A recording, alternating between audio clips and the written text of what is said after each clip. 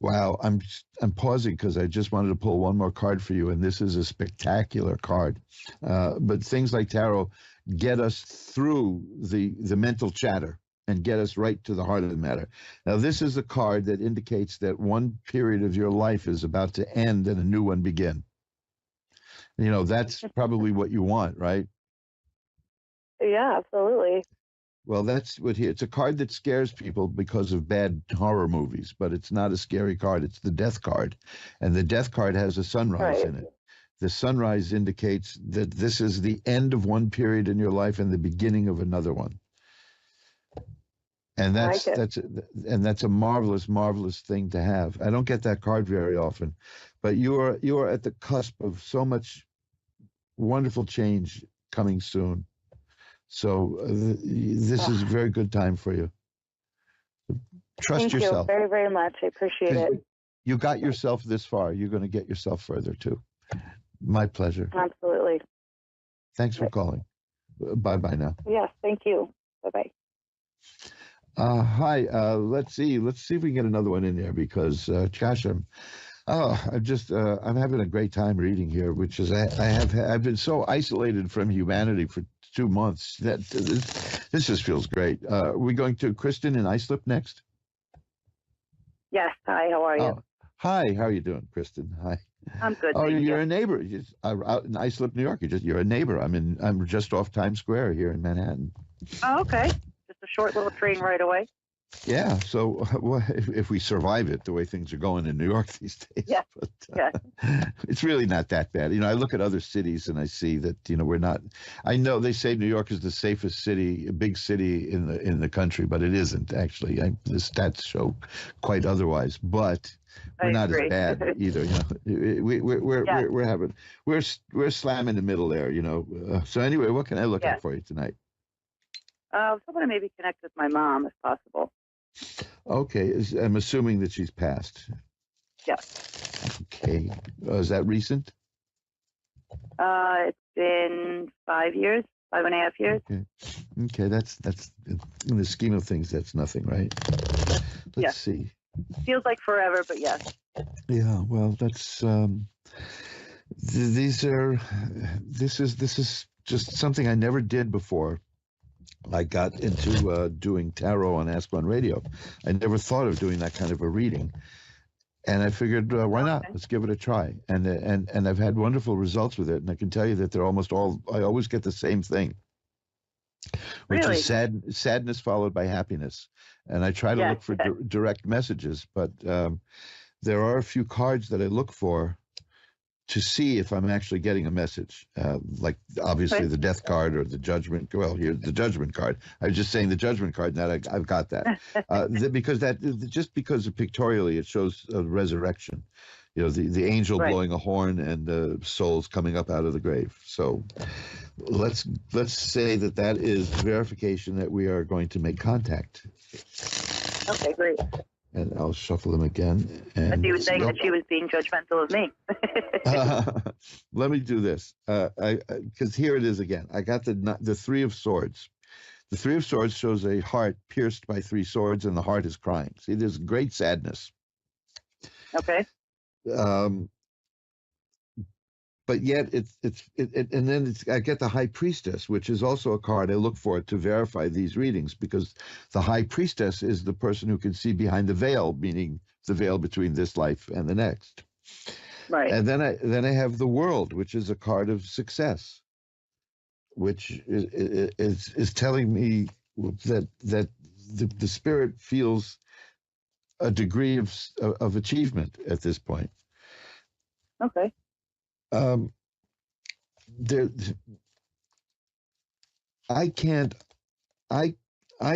can't understand these three cards I just got in any way other than this is a message, because it's almost statistically impossible to get these three cards one after the other. I have the Ace of Cups, the Ace of Cups, the Ace of Rods, and the Ace of Coins. To get three aces at one time like that goes against the odds. Wow. Aces mean new beginnings. Okay. Now, and a new beginning. I'm a little flustered because it's just mind blowing to get these three cards like that. It's telling me that that the message is that there's new things coming your way in terms of emotional stuff like romance and well being and happiness. And then the rods mean work and career and how you earn a living. And then the coin, the ace of coins, that speaks for itself. It's about money coming in. Money matters. Right. So there's going to be new things happening and successful things happening for you in those three areas. That is, okay. That seems to be the message, But again, the first thing was, I'm sad. And then the second one was the card of success, and yet I've gotten through this all right. And now on to you is what the cards are saying. Look for the message I'm getting here is look for good things to come your way in terms of emotional life, financial life, and work life. That all makes sense, actually. Well, I'm glad because, when I do these kind of things, I feel like I'm getting something coming through me, through the cards, and I don't need to know what it's about. I'm just saying, right. I'm still a little flabbergasted that I got one after the other, the Ace of Cups, the Ace of Coins, and the Ace of Rods. Yes, absolutely. Because, like I said, the odds are way against getting three of those at once. Right. So this followed the pattern. There's the sadness because the loss, we experience the loss. So do they when they go over. Right. Look, I hope to stick around as long as I can, but I'm really curious about what happens. And of course, you can read Omar Khayyam. The only way to know is to go. And I'm not that eager to learn at this point, but I will be at some point, I'm sure. But it's always tinged with sadness and yet happiness. So I believe that makes sense. So you're entering a good period. A good period. See, now here's the Nine of Swords. That's a card of sorrows. And then that's followed. Well, was your mother a very religious person? Off and on. Because I have the Hierophant here, which is a card of religious authority. So who knows? Maybe the spirit is learning about these things. But but I'm going to take those three ace cards as meaning that's the spirit's message to you, is that you're about to get good stuff happening your way in terms of these three areas of life. Okay, great. Definitely use all three of those. Yeah. Great. So that's. You can always follow up and let me know how it works out, and I'll be happy to pull a few cards for you. My email I'm so easy to find, but my email is asktarot@earthlink.net. But I'm easy to find through just Google Reverend Elliot's Magical Window, and you'll find loads of ways to find me. There's a contact form at my website. You can get through to me through ask1radio.com, all kinds of stuff. But I'd be interested to know how this works out, because that's one of the most unusual afterlife readings I've ever gotten. And whoa, is. I was just about to say the only thing missing is the Ace of Swords. Guess which card I just got? The Ace of Swords.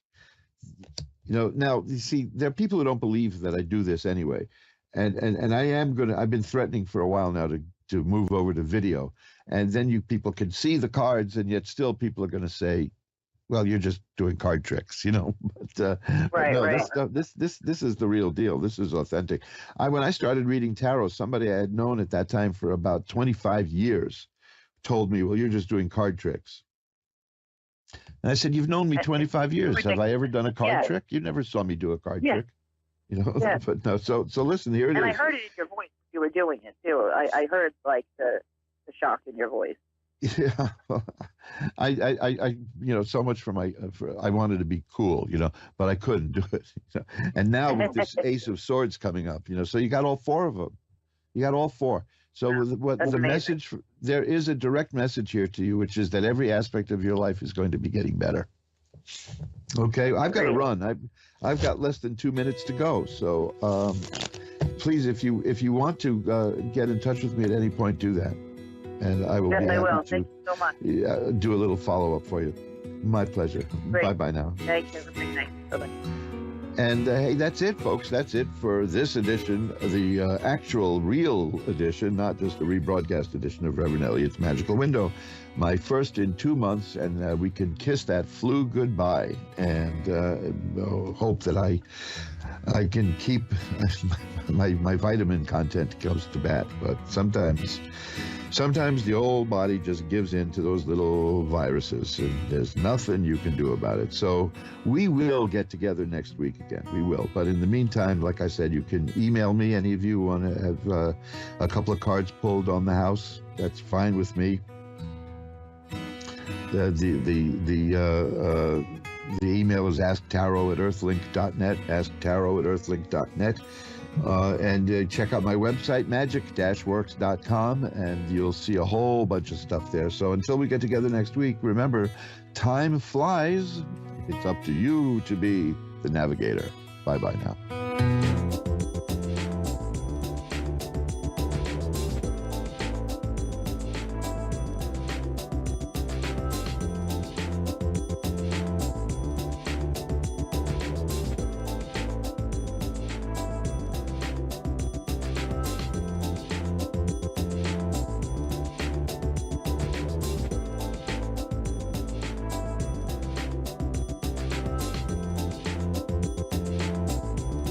You're listening to A1R Psychic Radio, Earth's #1 psychic radio network, and watching Moonstruck TV, Enlightening Television. Welcome. Time for the Mini Medium with Stephanie Cowan. Live from tarotwithsteph.net. Connect direct. In North America, dial 888-454-2751. In London, 20-3519-2158. In Sydney, dial 02-8488-3147. Or online, contact us through our Facebook page, facebook.com/psychic radio. Or one of our websites, askoneradio.com or moonstruck.tv. This is the Mini Media on A1R, the Ask One Radio Network. Happy Wednesday. Happy Hump Day. My usual welcome and salutation, I guess, or welcoming or greeting. Not quite salutation, right? Greeting. Yes, that's what it is. We're not saying bye quite yet. Anyway, my brain is a mush today because of the crazy energy of our supermoon. I'm still feeling it. I don't know how you guys are all connecting with this crazy energy, but I know I've been a mess. But anyways, I am your mini medium on the A1R Psychic Radio and the beautiful Moonstruck TV. And I am trying to get my cards a little bit mixed up here. I've had so much going on, and I feel like that I just need to breathe. So I want to start out. Let's pull our beautiful affirmation card first and see what our affirmation is for the day. And then we will get this show on the road. Let's see, 5, 6, 7, 8, 9, 10, 11, 12, 13, 14, 15, 16, 17, 18, 19, 20, 21, 22. Perfect. Okay, so just so y'all know, the number that I have been seeing all day today is the number 23. So there you go. There's my number for the day.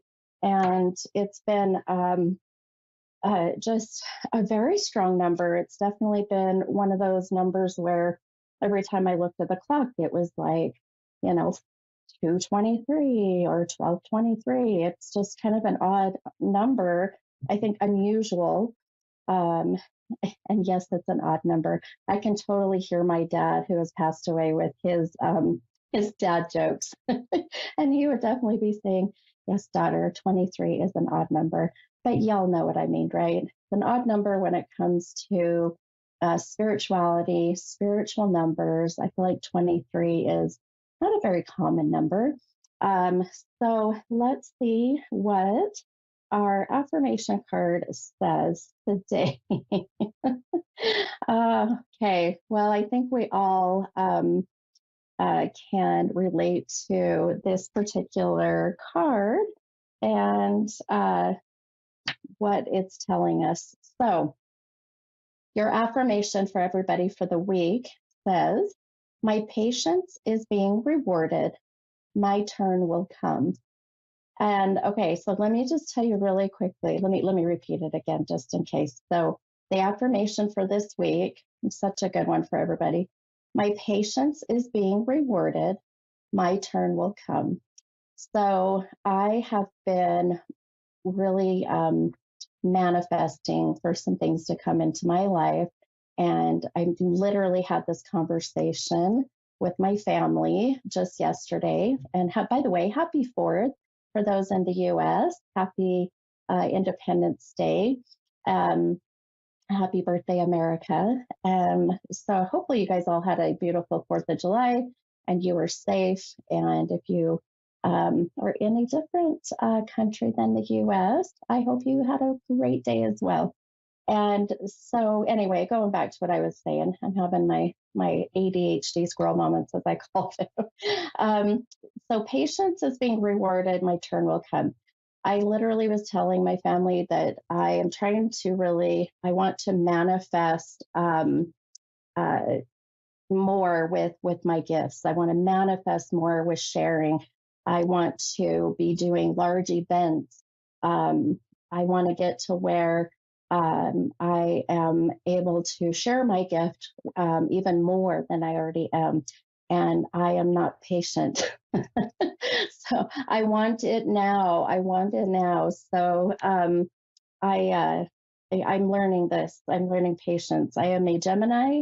Patience is not my virtue. So yes, patience is going to be rewarded. My turn will come. So thank you, universe. Duly noted and message heard. So hopefully that resonates and hopefully it connects with you all for this next week, but generally in all of life, right? I feel like, when we can be a little patient with our life and our destiny and just things in general, then personally, I feel like my life seems to go a little bit smoother, So we'll see. We'll see how this week goes, but I'm manifesting it, my friends. You mark my words. You all got it recorded. I will be doing large events pretty soon. It's coming. All right. Well, I'm excited and looking forward to my callers tonight. And my first caller is Shantae, and Shantae is in Texarkana, Texas. Hi, Shantae. This is the mini medium. Hi. How are you, hon? I'm great. How about yourself? Not too bad. Not too bad. Thank you. How can I help you tonight? Well, I guess I was just wanting an overall reading as far as like my love life, my career, and relationships in my life and financial.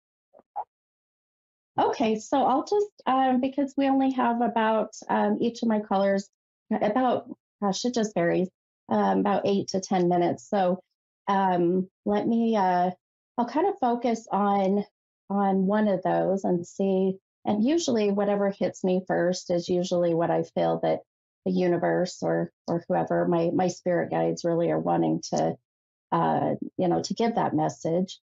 So a couple things. First and foremost, I pulled a couple cards for you, and sometimes I'll pull my tarot. Sometimes I'll just go with my intuition.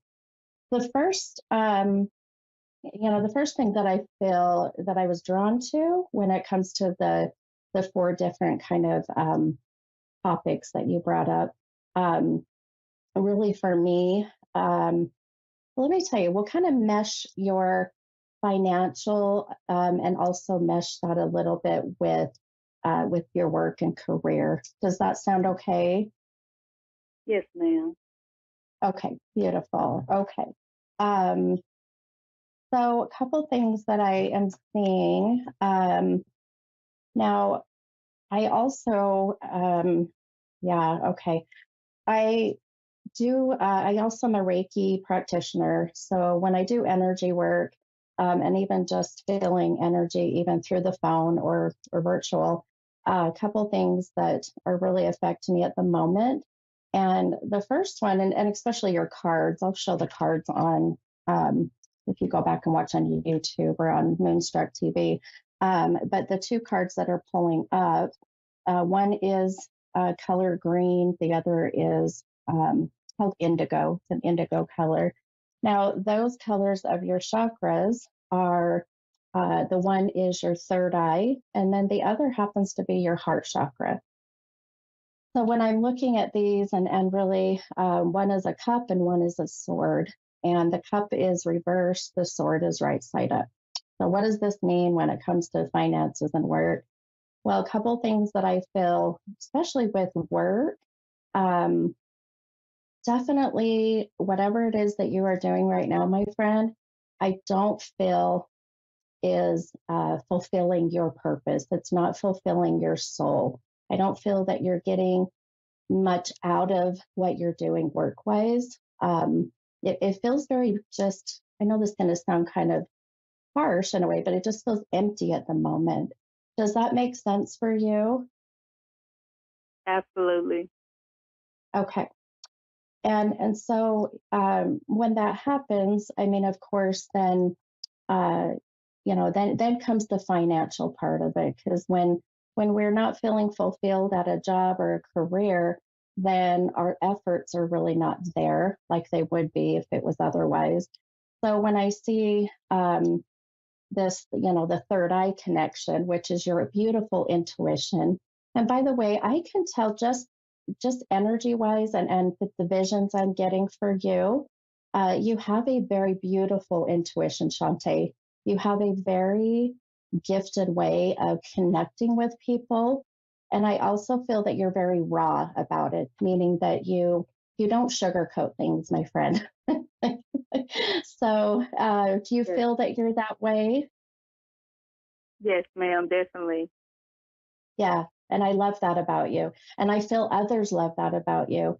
So when it comes to work, and I'm going to tell you that number 23 that I have been seeing all day today, I have a feeling connects with someone on the other side, someone who has passed, because just as I'm sitting here, I really can feel you have a very strong, supportive, like your best cheerleader. And this feels to me, a mother, grandmother. Have you had a grandmother pass? Yes, ma'am. She just recently passed. Okay. Okay. So I feel that's why she's here. She knew you were coming on, my friend. She knew you were going to be here. Now, think of that number 23. If it doesn't resonate right away, I can tell you when I see the number, it's going to be connected to the 23rd of a month. This can also be February 3rd. This can also be, well, now that I think about it, we're in 2023. Did she pass this year? Yes, ma'am. Ah, okay. Well, there you go. Your grandmother is here, my friend. And I'll tell you, I've got goosebumps. I love this. And I feel like she is just cheering you on, telling you that she wants you to find that strength and that power within you, that all of the women, she's telling me that the generation of women, the lineage of women are all, I'll just say bad A's. How's that? I'm going to be PG rated.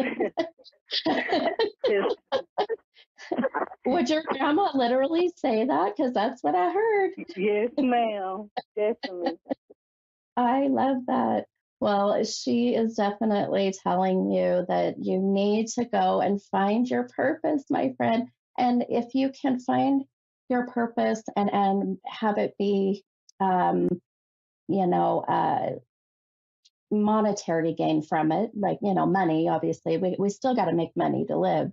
But if you can mix the two of them together, then the green that this card is, the green is that heart chakra. And that heart chakra being that happens, then everything else starts to fall into place.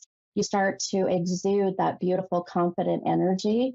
And then you start to connect with other people that become drawn to you and the good people, and this is where you find your person or your soulmate.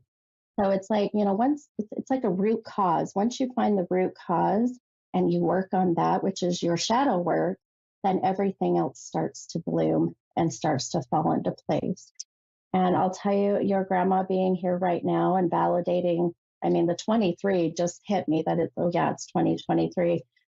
Just validates that she's like, yep, I just passed. We're only into July, but I need my beautiful, and it's funny, I hear her, then I would say a granddaughter.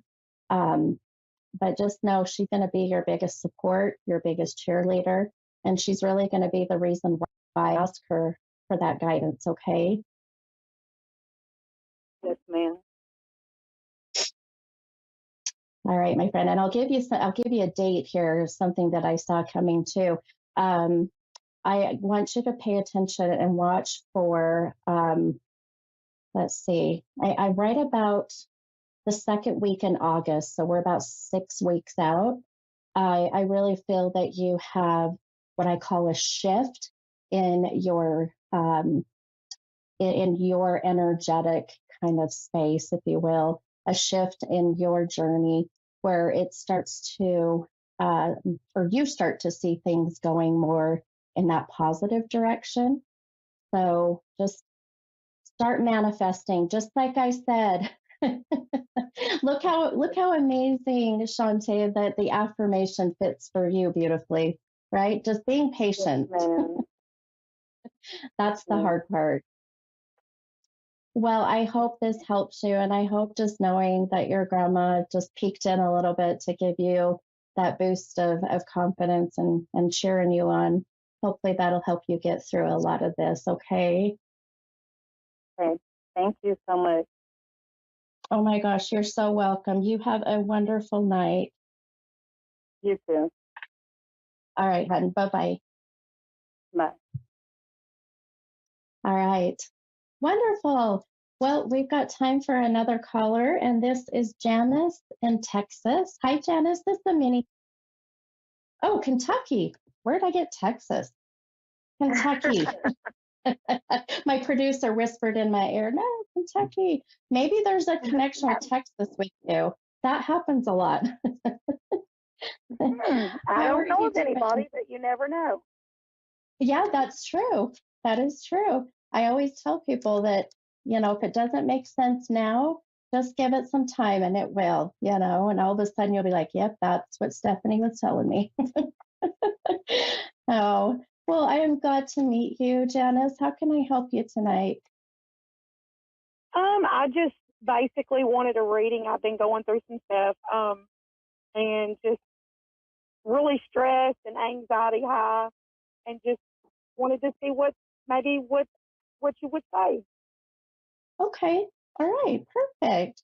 Well, let me see. I'm going to use my cards, I think, in your reading here. So I'm going to pull a couple cards for you, and let's see what we get here. And ultimately, I really connect more with my abilities, as I call them, or my gifts. And I just listen to those first and foremost. But sometimes it's nice to have the cards because they'll give you that visual validation of what's going on in my head, in my visions, in things I hear, that kind of stuff. So, okay. This is so beautiful. Okay, so I pulled a couple cards, and I'm actually using my my chakra tarot deck. And are you familiar with what chakras are? No, ma'am. Okay, I'll give you a really brief explanation here. So, your body has 7 different, and I call them little rechargeable batteries, or they're portals, but they're energy. And you have your 7, it starts at the top of your head at your crown chakra. And then you have many that work down to your feet or wherever, that some are drawn to your root chakra being in a different position. But the feet, I'm drawn to the roots. So, and really what it is that when those energy points are not spinning, they're not aligned, they're not activated, or you have any kind of blockages, or you have something that I call it kind of like sludge, it's just slowing you down, which it sounds like you've got a little bit of that going on now, right? Yes. Okay. So energy work is so very important. So I can't express enough to everybody out there listening that working on your chakras, working on your energy can really help you to avoid health problems. It can help you to avoid, can't avoid stress, can't really avoid, anxiety completely, but energy work can help, at least manage it a little bit. So when I pulled two cards for you, both cards came out orange. And the orange within your chakras, this is your sacral chakra. So your sacral is really where it's where life is made. So this is really going to be where the lower part of your abdomen, so your uterus, your ovaries, your my gosh, bowels, kidneys, all of this. So the physical part of what the sacral, that is that's where that lies. So seeing that you pulled these two orange cards, some things that I feel that boy, yeah, I feel that can help you. Okay, I'm really drawn to two children uh, attached to you. Do you understand that? I have a child and then I lost a child. Okay. Okay. No, that's perfect. And I don't know if you noticed, I said two childlike energies. So that's what I pick up on when it comes to the children. So you've got one in spirit and one here in the physical world. Yes. And so I feel there's some maybe even, is this a daughter, the one that is living? No. Yeah, the son. Okay. Okay. Yes. Did you happen to know what the sex of the child was that you lost? I don't, but my husband, he had a vision that it was a daughter. Okay, I agree with him. So I'll tell you at the moment, I feel that I may be connecting to the soul of your daughter that has passed. That's why I asked if you had a daughter here, because I keep connecting with the daughter. So I agree with your husband there. Um, so just know that the mediumship part of my gifts is kicking in and we're connecting and feeling the soul of her. I also, I, I do feel some health issues, and that some of the health issues, and you don't have to be, whatever you're comfortable sharing. And I'll just be, I won't get too personal, but I do feel some health issues right in your lower abdomen or in your stomach area. Do you understand that?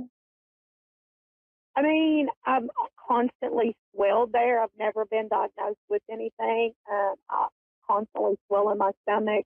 I had to have a hysterectomy because of like some fibroids and different stuff. But other than that, I don't know of anything current. Okay. Um, so I'll tell you, you validated when I mentioned, the lower sacral, which I said, your uterus and your ovaries, which a hysterectomy would tell me why I'm being drawn to that area. But I would just say, I'm not a doctor. I can't really advise you, but I do feel that the stomach, but I feel more than anything for you, Janice, this is really like just bacterial. It feels to me just getting on like a pro or a prebiotic can really help with some of the things you're having with your health. Okay. I know the distended stomach. I had that as well, and really they focused that down to the gut health. So I feel that could very well help you. Um, Now it's interesting when I know this is going to sound kind of weird, but when I got ready to come on to do my show, I was so drawn to wearing yellow today, and I love yellow. And yellow is the color of your solar plexus, and your solar plexus is your stomach. So definitely, I've got some working to do on my stomach, but I want you to just be mindful and maybe go get some blood work done, or go have, go get started on a pro and a prebiotic. Because I feel health wise, this may help you. Are you feeling really tired and kind of run down? Yep. Yeah. Okay. Yes, ma'am. Yeah, this root cause, this is what I'm telling you. I know people will come and they'll ask me a question. Well, I feel like my life is kind of all over the place. I feel like I'm just, tired, depressed. And, I say, well, let's do some energy work and let's narrow down where this root cause is. And I do feel a lot of what's going on is right at that stomach, right at that solar plexus, and maybe a little down into your lower abdomen where that sacral is. But I would definitely go see if you can't get just some baseline blood work done, and see. I do feel your vitamin D is low. I'm getting my sign for that. And that can help with energy, obviously, as well. So look into that, my friend. And I'm going to tell you, we got a lot of estrogen in this room. I am channeling. Have you lost your mom? Has your mom passed? No, she's actually battling cancer. Okay, that's probably why I'm drawn to her right now. Okay. And sometimes when I'm drawn to the energy, then I have to differentiate, are they on the other side, or are they going through kind of a spiritual transition here in the physical world? So, and so I do feel that I'm connected to your mom. I just want to say, you must be close with her. Are you pretty close to her? Pretty close, yes, ma'am. Yeah. Okay, perfect. Okay. I felt a very strong bond between the two of you. And so please just continue to be there for her, continue to support her, build those memories, while you have time with mom. I do feel that I know it's so cliche and I hate saying this sometimes, but everything does happen for a reason. And I feel like if anything, I'm going to tell you, your mom's energy is so strong and feisty as I connect with her energy. And she may not be that way now, obviously, if she's not feeling well, but I keep hearing the apple doesn't fall far from the tree. So for me, that says that you also have. Does that make sense? It does make sense. Good. I love it. But I want you to keep in mind too, I keep going out to the month of September, right about fall time. And I really do feel that you're going to see where you are able to it's almost like I'm getting my life back in control feeling. I feel like you're getting some balance in your life. So keep that September month in your forefront of your mind, okay? Okay. All right, my friend. Well, I hope this helped you. I know these are short and sweet, but I hope it gave you some, inspiration for the future and, and maybe a little bit of preventative health stuff for sure. Thank you for that. You are so welcome. Well, I appreciate you calling and letting me do this reading for you. And you have a beautiful night, okay? All right, honey. You too. Thank you very much. Okay. You're so welcome. Bye-bye. Bye. All right. Okay, friends. Well, that's a beautiful night. I love it. I would say, what's that? That's a wrap. So I will see you guys all next week. This is your mini medium. Love you guys. Bye.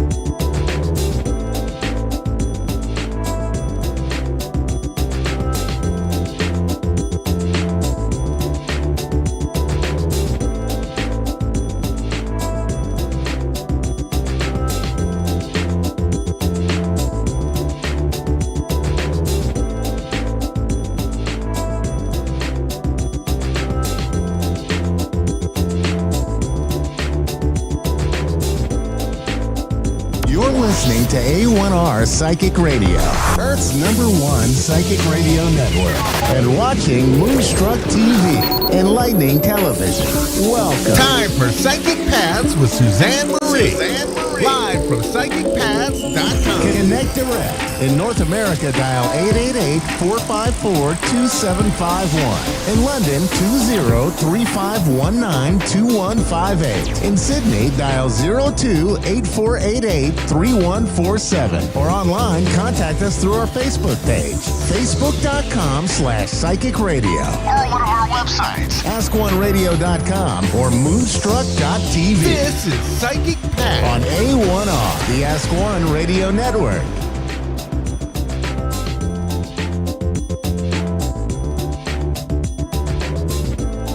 Hi, everybody. All right.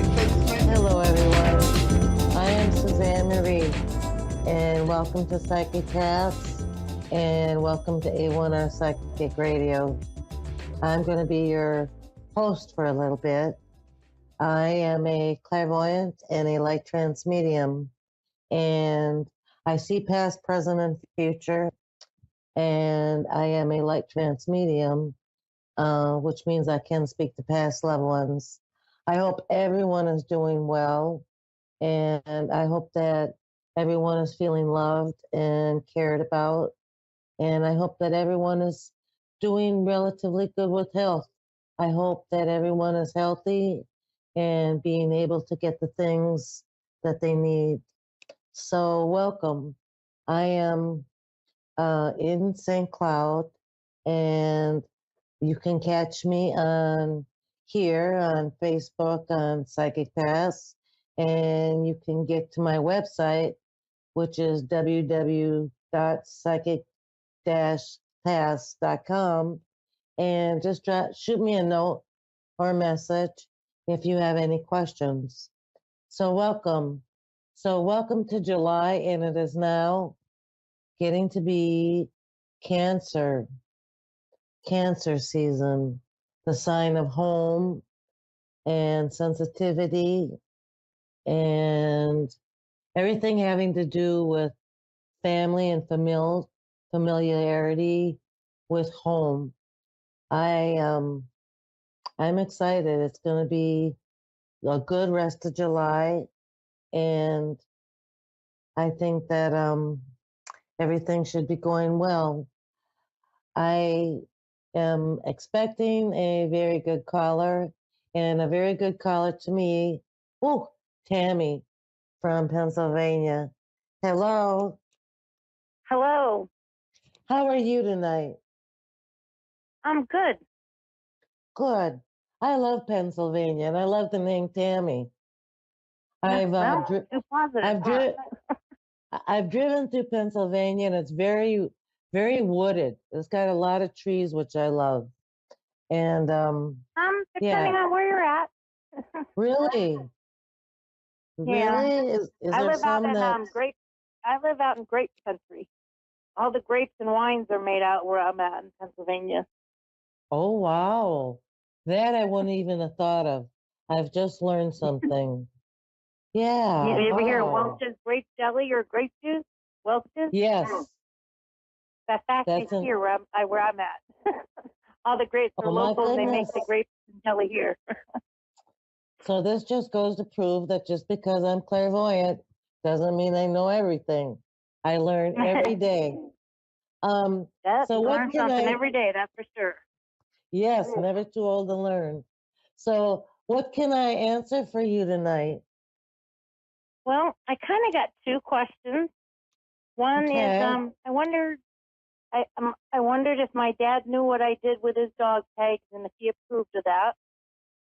And then I'm wondering about my relationship I'm in. I truly feel in my heart that I finally found my soulmate after an abusive marriage of 30 years. I found what I believe is my soulmate, but I'm not sure if he feels the same way or not. I think he does, but he gets scared, so I'm not sure. And because of my past, I have very anxiety and insecurity issues, so I question everything. Okay. So those are my two things I'm looking to find an answer to. Okay, hang on a second.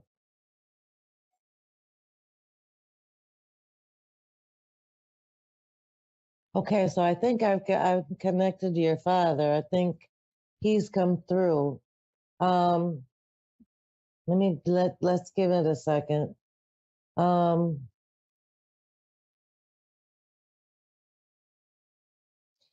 did he have a cap? Because the person that came in is carrying a cap, at least carrying it. He's not wearing it, and he kind of was in a rush, like rush to get through to have this conversation. Um, so it makes me wonder if he rushed during his lifetime, like trying to get things done kind of energy. Always. He's It always just thinking seems how to go to get a job done. very, very active and productive in that way, it feels like. Um, Yes.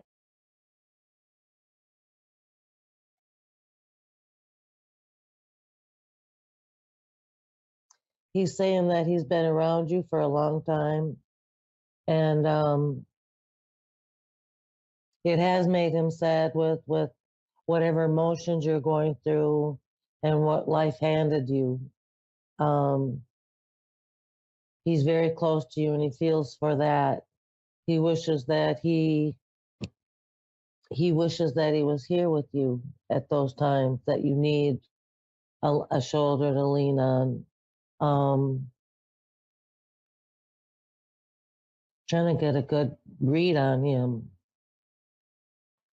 It feels like he wasn't a softie when it came to empathizing, um, but it feels like he had a way of letting you know he cared without being mushy or uh, he just reminds me of somebody that's just like straight out and down to earth and all the cards on the table kind of a person, not too emotional if you get what I'm saying. Right. Um, But I knew.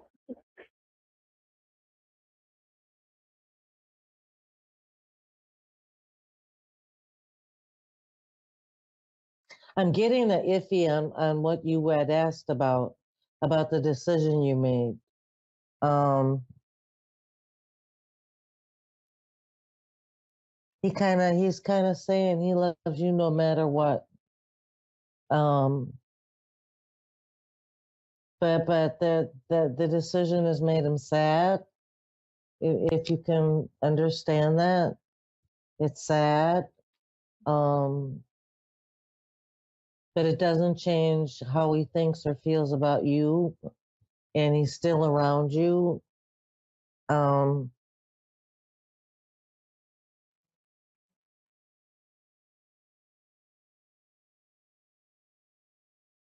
he said, and this is very strange in this context. He says that he knew that he couldn't take things with him, and he wasn't expecting anyone to make a big deal about the things that he had left. Do you understand that? Yes. Um,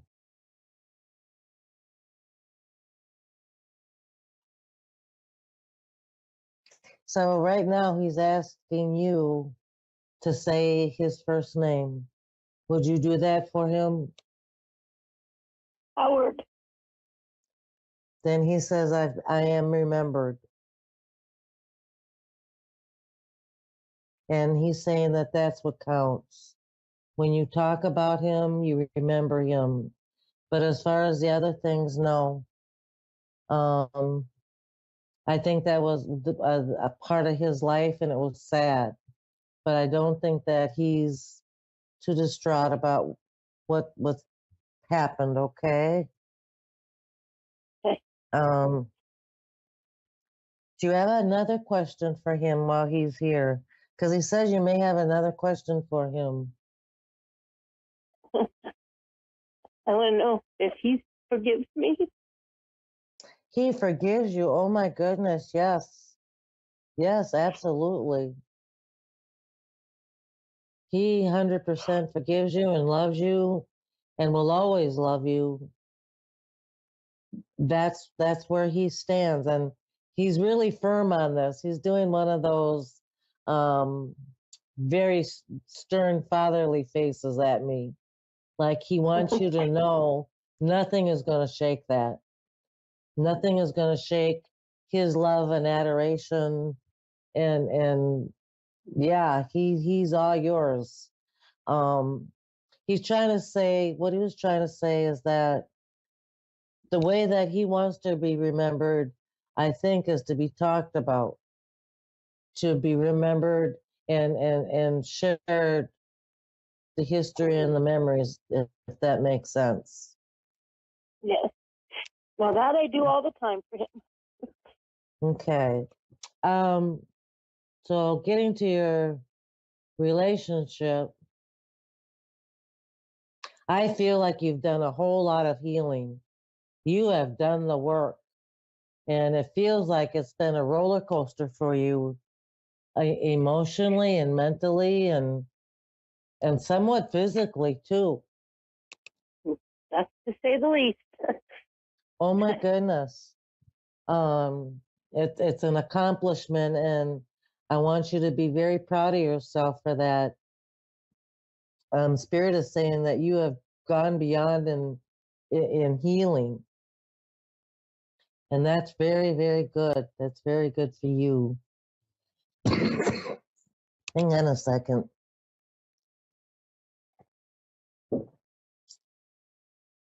So with this new gentleman, what Spirit is telling me is that he is your soulmate here, and that he came into you in this time so you could do the healing. And so you were clear. You are clear. You can be fragile with your new beau, can't you? Because they're telling me you can. He loves you for who you are and adores you just as much as your dad does. So I get that. He's the only one I met took my dad's grave and introduced him to my dad at his grave. He's the only one I've ever done that to. And your dad was there. Oh my goodness. I just get scared, that he don't reciprocate that I did wrong. I'm always afraid I do wrong. Your father loves you, and he accepts you for everything you've done. He's forgiven you for not being perfect. He understands that you're human, and he loves you. And I feel like this going forward, I think trust is going to be an issue, but it's going to be an issue because it's new. So I would suggest you do the fear to excitement. Anytime you feel afraid, be excited. Okay? Get excited. Let the fear go. Be excited, because this is the new relationship. This is the good relationship. This is what you've been waiting for. So anytime that you feel fear, get to excitement. Switch it to excitement, because it's wonderful. Okay? Okay. I am so glad that you called. Thank you so much for allowing me to share, and thank you. I hope you have a great night.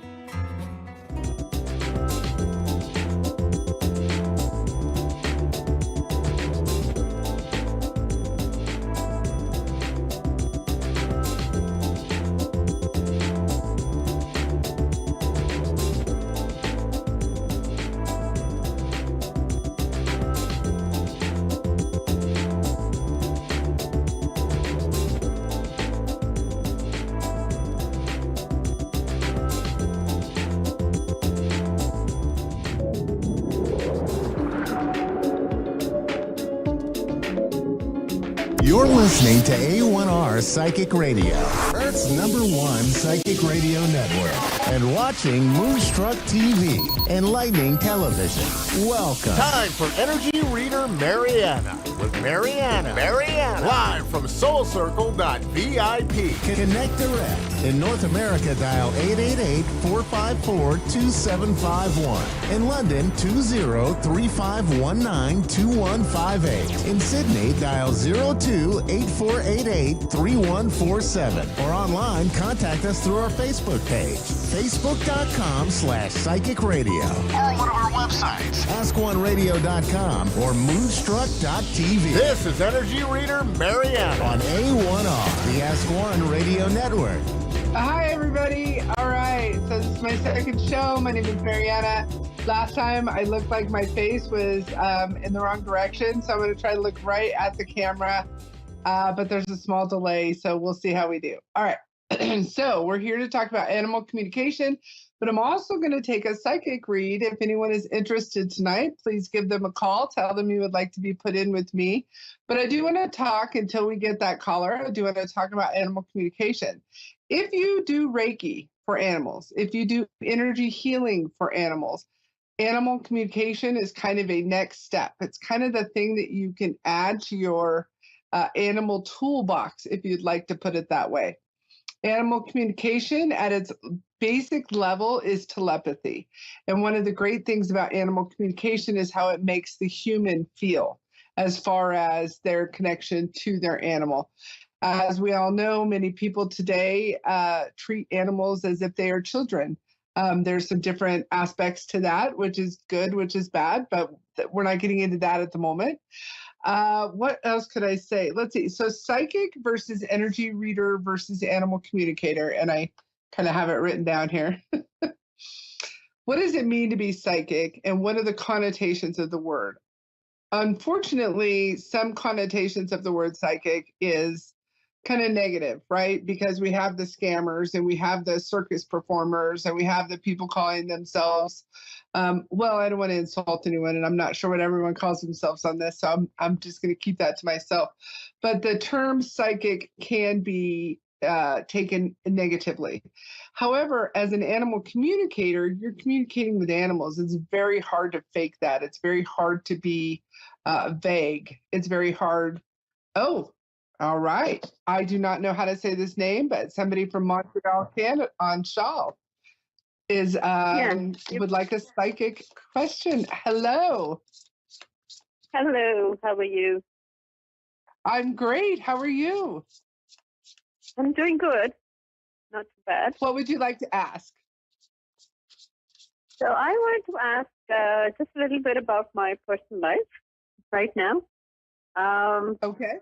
I'm single right now. I was just thinking if you can see or let me know, is there a long-term relationship in the upcoming future? Like what's looking up?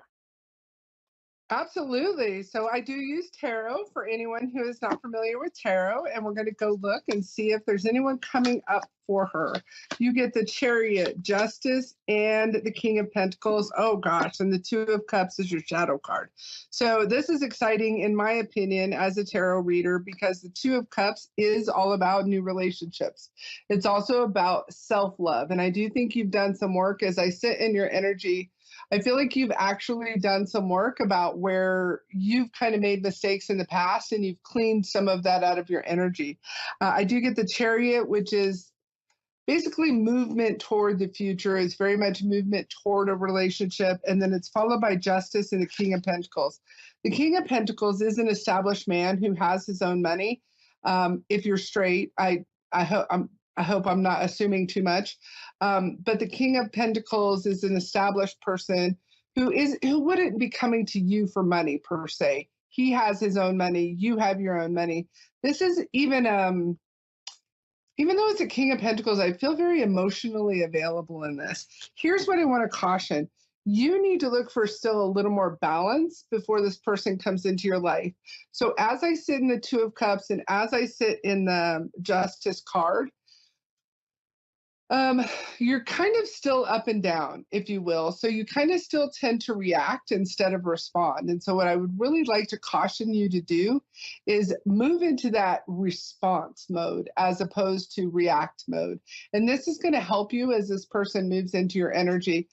I feel like, I almost feel like you've already met this person. Is there anyone in the friend zone that is a possibility? No. Would you understand that? Nothing right now. No, nothing right now. Nothing right now. So sometimes when that happens, it does mean that you tend to friend zone people faster than you tend to think of them as possibility romantic partners. Would you understand that? Yes, that's right. I do that. Okay. So sometimes we have to go ahead and allow ourselves to think, maybe this could be a romantic partner as opposed to just a friend. And so it's very malleable that way right now. It's still very, the energy is very changeable at the moment. So I do think there's someone coming, but if you friend zone everyone, it kind of like, don't friend zone everyone. How about that? Let's put it that way. Does that make sense? No, yes, it makes sense. It's just that I haven't felt that chemistry right now with anyone. So I think that's why it's going in friend zone. But, well, and I think chemistry is overrated. So let me ask also how you can best bring someone into your energy circle, if you will. All right, the 10 of Wands, the Queen of Wands, and Strength. Wow, followed by, okay. So number one, you get a lot of Wands, which to me is you are a fiery, passionate person who knows how to get things done. Wands are very go-getters. They're getter-doners. They get stuff done. And while that's amazing in the business world, sometimes we tend to, how could I put this? Don't forget to pull back a little bit and let the other person also be involved, if that makes sense. So you're very assertive. You're very good at what you do work-wise. I'm not sure what that is at the moment, but I do get the 10 of Wands. You've worked incredibly hard on yourself. You've worked incredibly hard in your life. And so honestly, you're kind of due. You're kind of due for a good time, if I might be so bold. And then it's followed by the Queen of Wands. I think that when your personality comes out and it lights up your face, I think that you underestimate how amazing you look to other people. okay. So the last card was the Strength card, and this is a very important card because it's basically, I don't know if you can see that very well, but it's a very beautiful card. And number one, it also lets me know that you have an affinity for animals. And within that affinity for animals is a certain amount of empathness in yourself. So you can't let yourself get walked on, but at the same time, you have to be strong. Well, it's kind of the same thing. Yeah. Yeah. Anything else? I don't know how this works on here. No, I think you gave me the direction. So I think I'll just keep a lookout and look at things from a different way instead of friend zoning. Absolutely. I would agree. And don't forget to go ahead and let that light shine. You don't have to dampen yourself for other people. If they can't handle you the way you are, that's their problem, not yours. That's true. That's true. I recently learned that. So, yeah, thanks for that. Absolutely. Thank you so much for calling in and being my first. I wanted to let anyone know out there that is a practitioner. If you were thinking about adding animal communication to your repertoire, I would love to be your teacher. It is starting July 31st. It will be a Monday night instruction night, actual mentored instruction. And I've been doing this for about 7 years now. I've been doing animal communication teaching for about 2 years, and I also do some mentorship. So if you're thinking about adding animal communication to your circle to your toolbox, I would love to discuss it with you. Shoot me an email, send me a WhatsApp, send me a text, whatever it is that you'd like to do. Again, my name is Mariana. My website is www. I don't even know if we need that anymore, but soul, SOUL, circle, CIRCLE.VIP, like very important people and very important pets. Thank you to the producer. Thank you to A1R Radio for having this. And in 60 seconds, I would like to say, I don't know. But I will start taking more calls. I thought that was a great time, and I will see you guys next Thursday at 6 p.m. Mountain Time, 8 p.m. Eastern Time. And please do shoot me an email or a text or a phone call if you have any questions at all.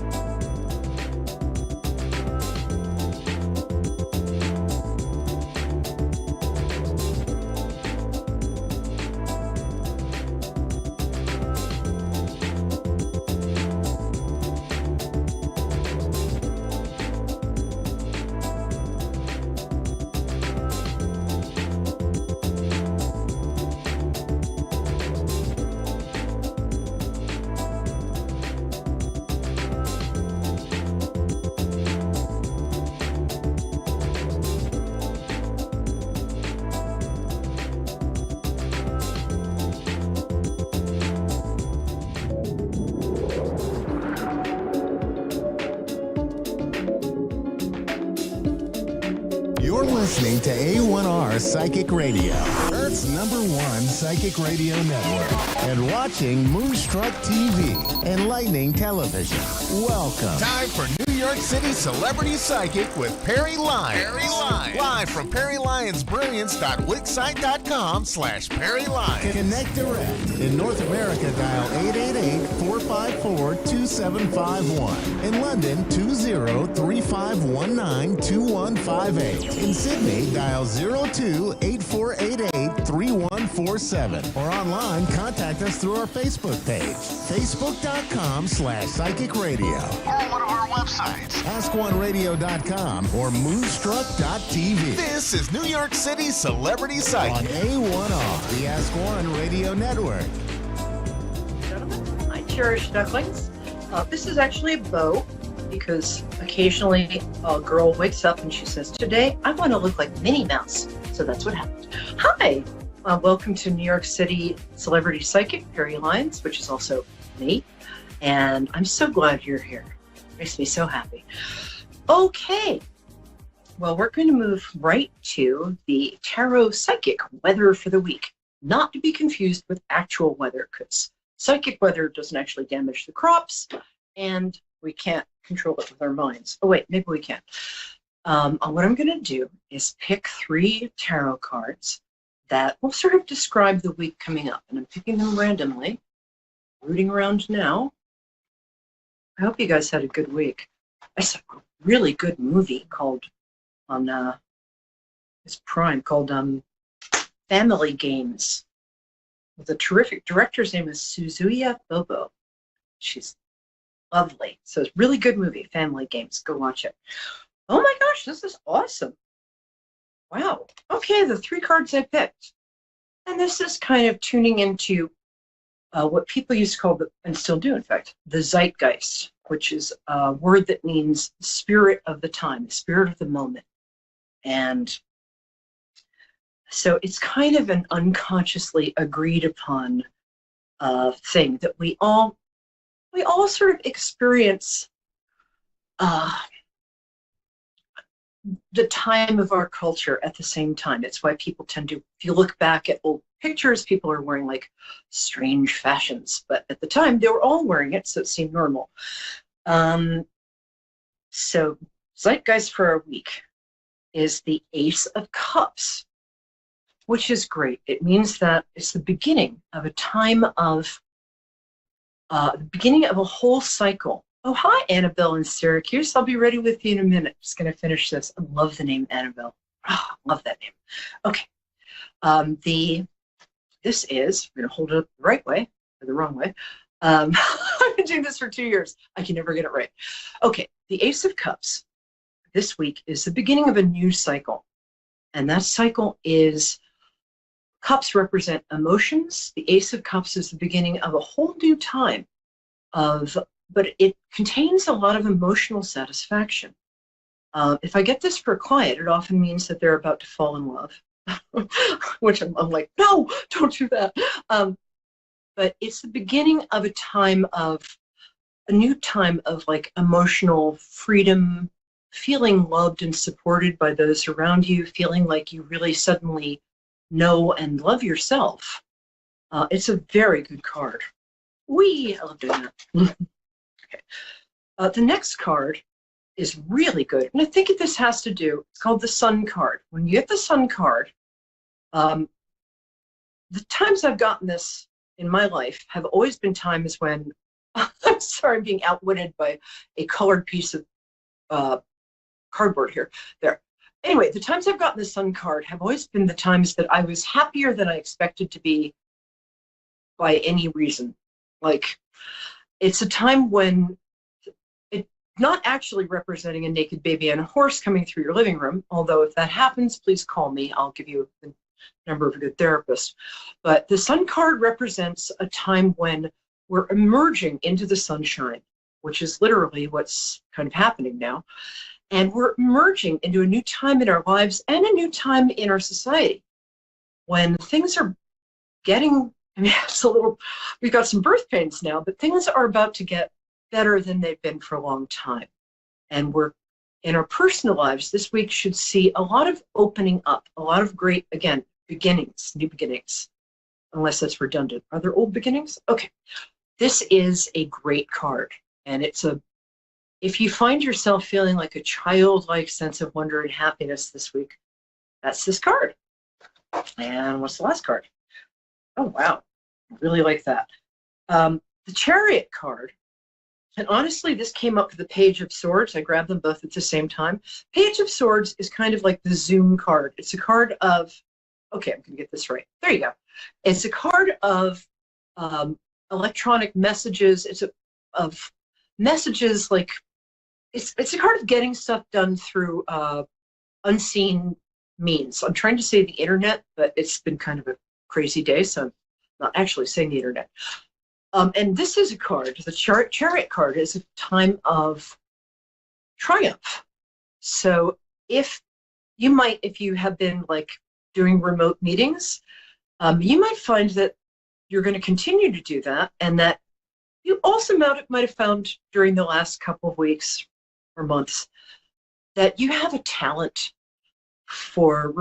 that's really brought out in like remote meetings, that you have a talent for communication, that you find that you're expressing your ideas in a clearer way than you ever have before.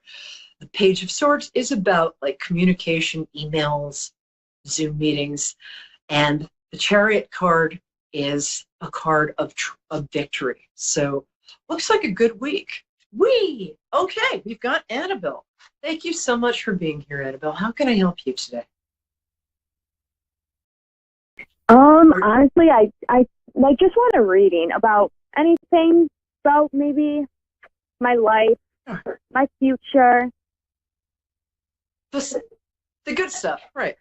I got you. Ready, honey? Exactly. Okay, Yeah. I like to connect with people by asking what their birthday is. You don't have to tell me the year. So just tell me your birthday. June 3rd. June what? It beeped 3rd. when you said the June 3rd. Oh, you little Gemini, you. Well, yep. I like to charge my Gemini clients twice as much because there's 2 people I'm reading for. That's also a very good week of Gemini. That's the Libra week of Gemini, and it's the nice Gemini, the Gemini who won't dazzle you with her charm and run off with your boyfriend and your jewelry. The Libra Gemini is the one who comes in and just kind of makes everybody feel better. You're a good peacemaker. You're good at making things pretty. And tell me your first name, my love. So it was Annabelle. Sorry, I knew that. Hold on one second. Annabelle. Yep. Yeah, got it. Oh, you're very original. Do you have a little ADHD, which I actually consider a gift? Because your mind just is always working, and you're thinking really unusual. You have the capacity to think about like a lot of different things. You know, most people just think about like 1 or 2 things. You see the world as this sort of wondrous Disneyland of adventures and possibilities.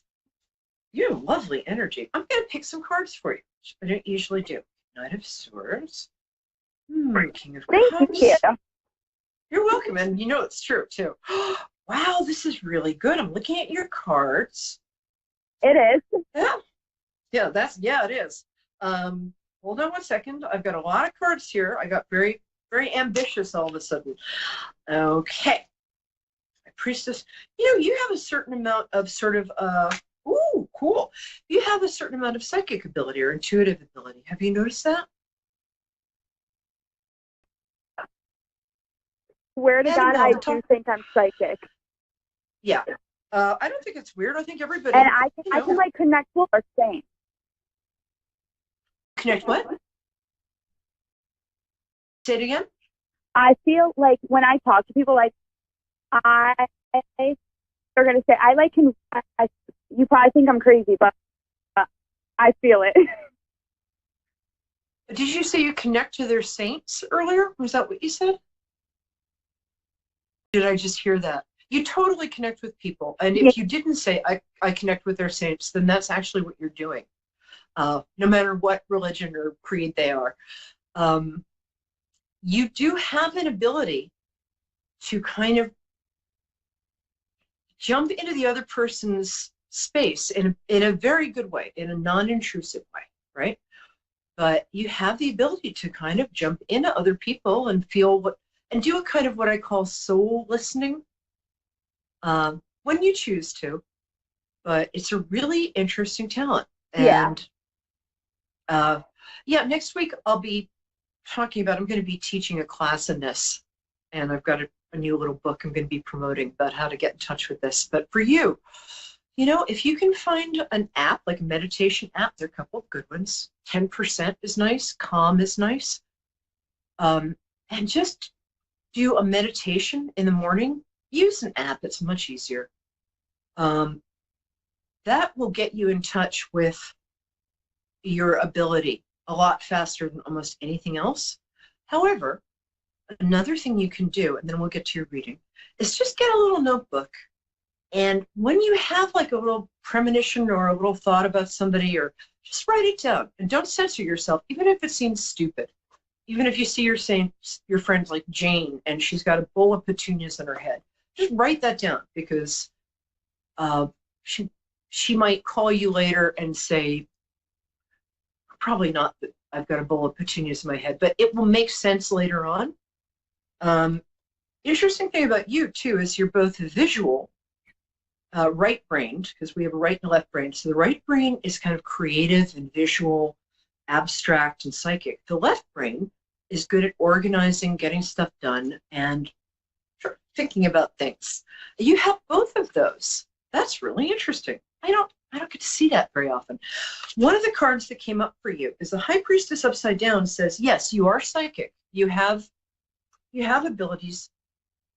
It wants you to turn this card right side up and use them. Don't be afraid of them, because it's a beautiful part of you. Now, here's what I see coming up for you. The first card that came up is the Knight of Swords. And that is often, the Knight is men, usually under 40. The swords can be a man or a woman or a llama. Well, I'm not going to make any assumptions. But I think it's a man for you. He's a Libra, an Aquarius, or a Gemini. And he kind of is coming in like a knight in shining armor who wants to save you. But you're very independent, which is great. However, is there somebody around you who sort of wants to be with you, but you're like, I can take care of myself? I'm going out on a limb here. Is this making any sense to you? Absolutely. Sounds Really? crazy, but yeah. Thank God. Yeah. Yeah. And what's interesting is he wants to be the King of Cups for you, but it's upside down. So what he wants to be is like the good boyfriend, husband, father card. However, he's a little, God bless him, he's a little dopey. And I mean that in the sweetest way, but sometimes, you know that book, The 5 Love Languages? It's a great book. It says that people speak different languages of love. So I like compliments. I give compliments when I love somebody and I loved it. But like my boyfriend loves to do things. And I had to sort of train him with a whip and a chair to give me compliments. And I had to learn that his love language is doing stuff. So if I want to show him how much I care about him, I do stuff because that's his language. Now, reason I'm saying this is this person has a different love language than you. And I think it's a little frustrating because I think you want him to do this, this, and this, but that's not how he expresses his feelings. So if you're open to him just expressing his affection and honestly love for you in a way that's a little different than your expectations, is this making sense to you? Do you know what I'm saying? Oh, yeah, it definitely makes sense. Yay. Because he's a good guy. He is.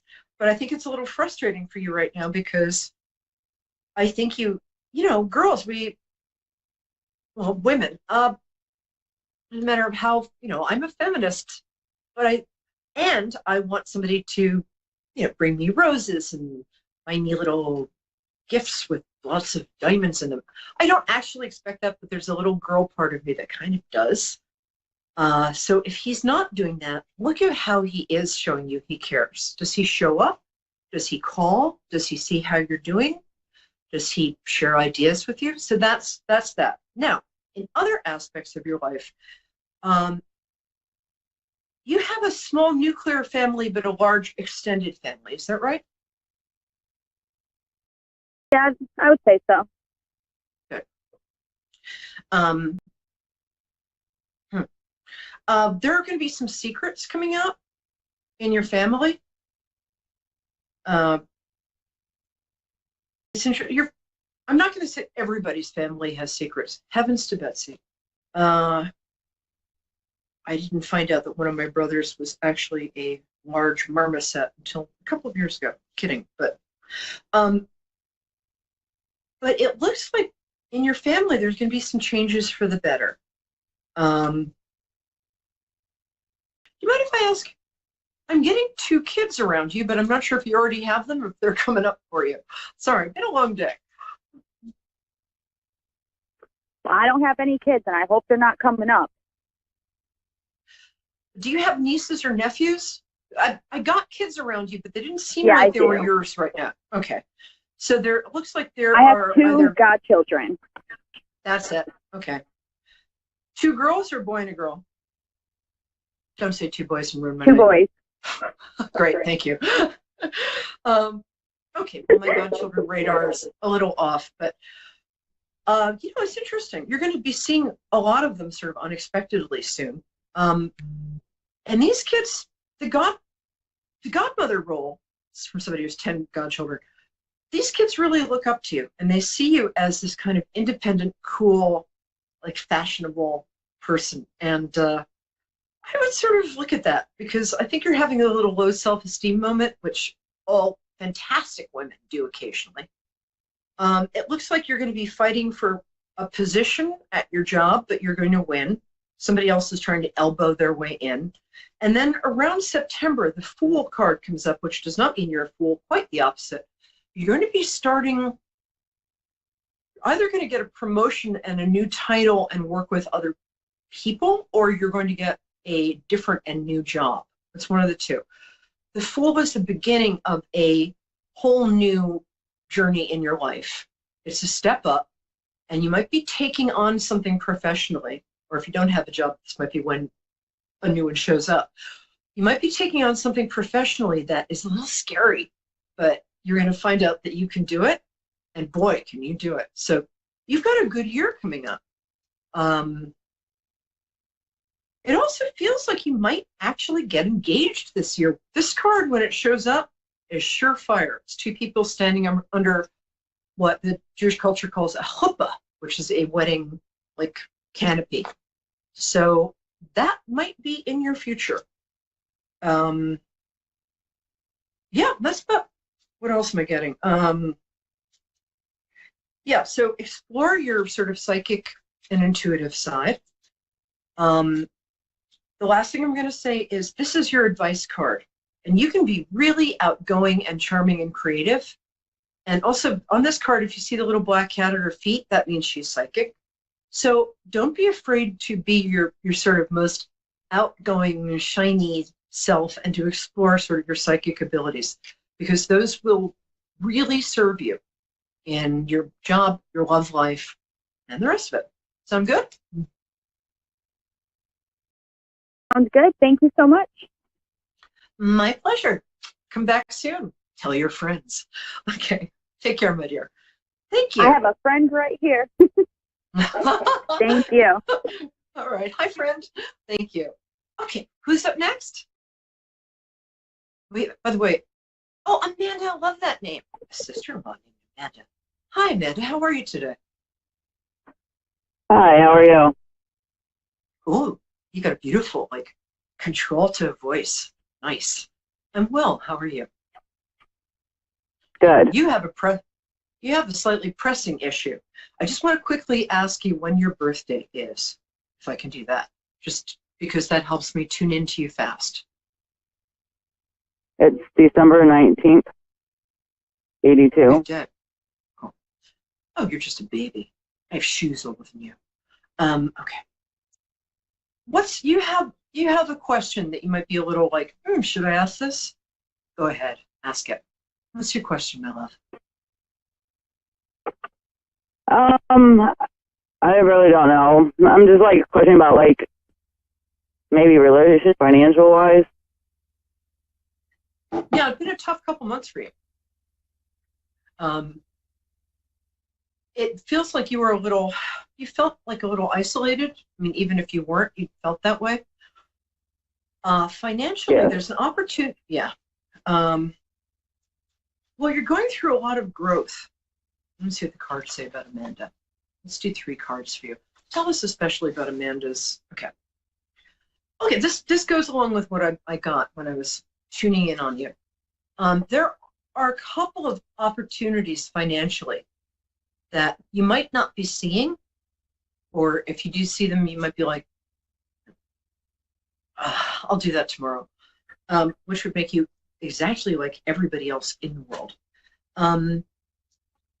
But there are more opportunities for making money around you than you think. When you get the 5-cup card, the 5 of Cups is somebody, if you notice, I'm sorry, if I hold this right, if you notice, he is this guy who's wearing this kind of depressing outfit. He's looking at 3 spilled cups, but he's got 2 full cups behind him. So this is saying there are opportunities around you that you may not be seeing because I'm not sure if you're taking your talents and your wonderfulness seriously enough. It's a little hard, you know. Go ahead. There's also do you mind if I ask what state you live in? Ohio. Okay. If you go to the Ohio .gov website, the Office of Unclaimed Property, I think that there is some money you don't know about there. That's what my guides just said. I'm going to say, if you want to get in touch with me, I'm Perry Lyons, P-E-R-I, like in Periwinkle, Lyons, L-Y-O-N-S, on Facebook. If you get in touch with me, I'll send you the link for that. But I think that there are some unclaimed funds waiting for you. I got $10,000 through an unclaimed funds thing about 7 years ago. So, and it's the same, I'm getting the same kind of vibe for you. There's also a side hustle that you could do because you have a talent. There's something that you're so good at and just do so naturally that you sort of take it for granted. You don't think of it as special. Do you have like a hobby, or what's something that you like to do that you wouldn't think you could make money at? I have no idea. Cleaning? Like, That's what I used to do, was cleaning. I think this is a little easier than that. So I'm going to tell you a few more things. After we hang up, I'd like you to just think back. It's like, are you a really good baker? Do you make terrific candy? Are you, think about stuff that you do naturally for your kids and the people around you. And understand, you also have a beautiful speaking voice. You can do voiceovers. The Knight of Pentacles. Seems like there is a young man. Do you have a son, a grown son, who is a Capricorn, Taurus, or a Virgo? Do I? First of all, do you have a grown son? Do I have a son? Do you have a son? No, I have 4 daughters. Oh, okay. There's a young man around in your vicinity. Sorry about that. It's just when I saw the Knight of Pentacles. There's a young man, he's under like 35, the Knight of Pentacles. Pentacles signify money. And this means to me that there's somebody around you who there's an opportunity that can come through him. How old is your oldest daughter? 19? My oldest is 19. Yeah. Damn, I'm good. Can we get a little applause for that? Yeah, your girls are great too. And by the way, I know you worry about them, but they're all going to be fine. They really are. They're smart, and it's funny. The 2 of them are so different that they might as well be from different planets. But they're smart, and you've done a really good job maybe this is the guy your oldest daughter is seeing right now, but there's a younger man around you who there's an opportunity coming through him.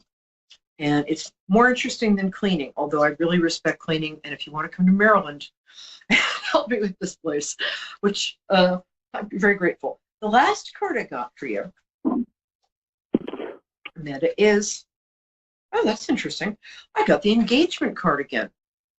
I don't know if one of your girls is going to get engaged or if, it's interesting. This says to me that the opportunity I'm looking at for you might have something to do with weddings or doing hair and makeup for weddings, doing catering for weddings. There's some opportunity there. I don't know if there's a wedding center where you live. Now, wow, you've overcome more obstacles in the last 7 years than most people have overcome in like 90. So you're really strong. You've done most of it alone. Is that correct?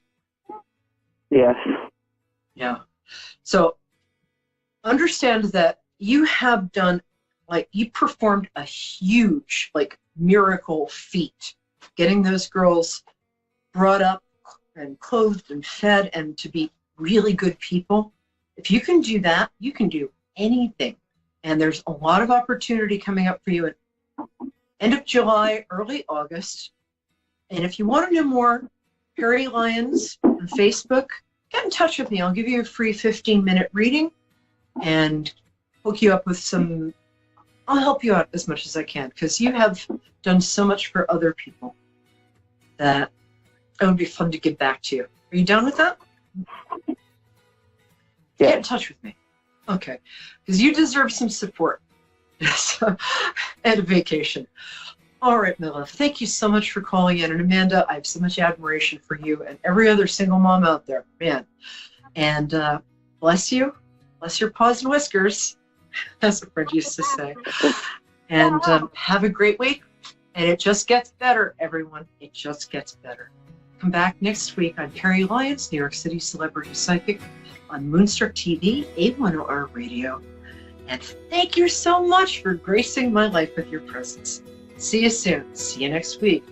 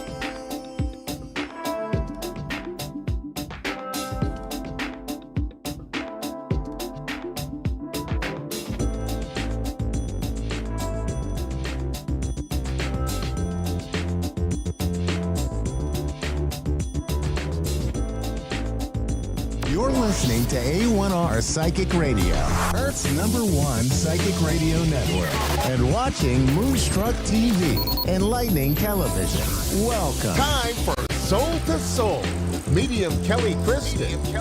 Live from MediumKellyKristen.com. Connect direct. In North America, dial 888-454-2751. In London, 20-3519-2158. In Sydney, dial 02-8488-3147. Or online, contact us through our Facebook page, facebook.com/psychic radio. Or one of our websites, askoneradio.com or moonstruck.tv. This is Soul to Soul on A1R, the Ask One Radio Network.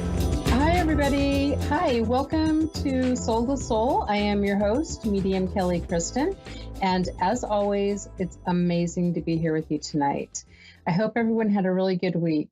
I did. Actually, one of the things that made my week was one of you reaching out to me. I think I mention it like every single show, but I really, really do enjoy that and appreciate that.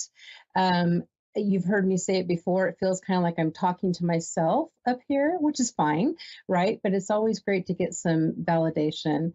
I had a beautiful, beautiful light soul with a big, bright, shiny light, a lady named Jenny. And what was so interesting is Jenny and I both have so much in common.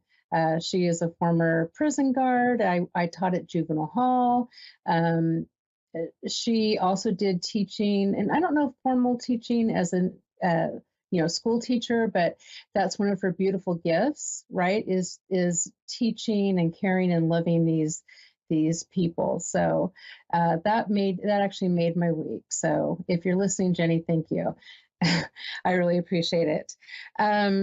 Also, I wanted to talk, while we're waiting for a caller, I wanted to talk a little bit about a circle that I'm running right now, because I think some of you might be interested. It is, a circle is generally the same group of people for a certain amount of time working on their spiritual development. I kind of switched it up a little bit, and I'm letting people, come to the classes that they can come to. So some people come to every class, some people come only on Mondays, some people only on Sundays, but it's generally the same group of beautiful souls. Things that we work on, meditations like journey meditations,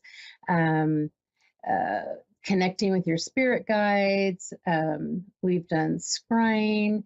Last week we did pendulum work. This week we are doing psychic detection, and we're working on a missing persons case. It's one that's been bugging me for like 10 years. I would love help on it if that sounds interesting to you. I would love for you to join us. And you really don't have, it doesn't matter where you are on your spiritual journey. Everybody's welcome. You can sign up on Eventbrite. Find me under Medium Kelly Kristen. You can go to my webpage and find that information. You can reach out to me, whatever's comfortable. And the classes are $11. And the next one is this Sunday, the 16th, from 10 to 11:30 PST. So I would love to have some of you join me.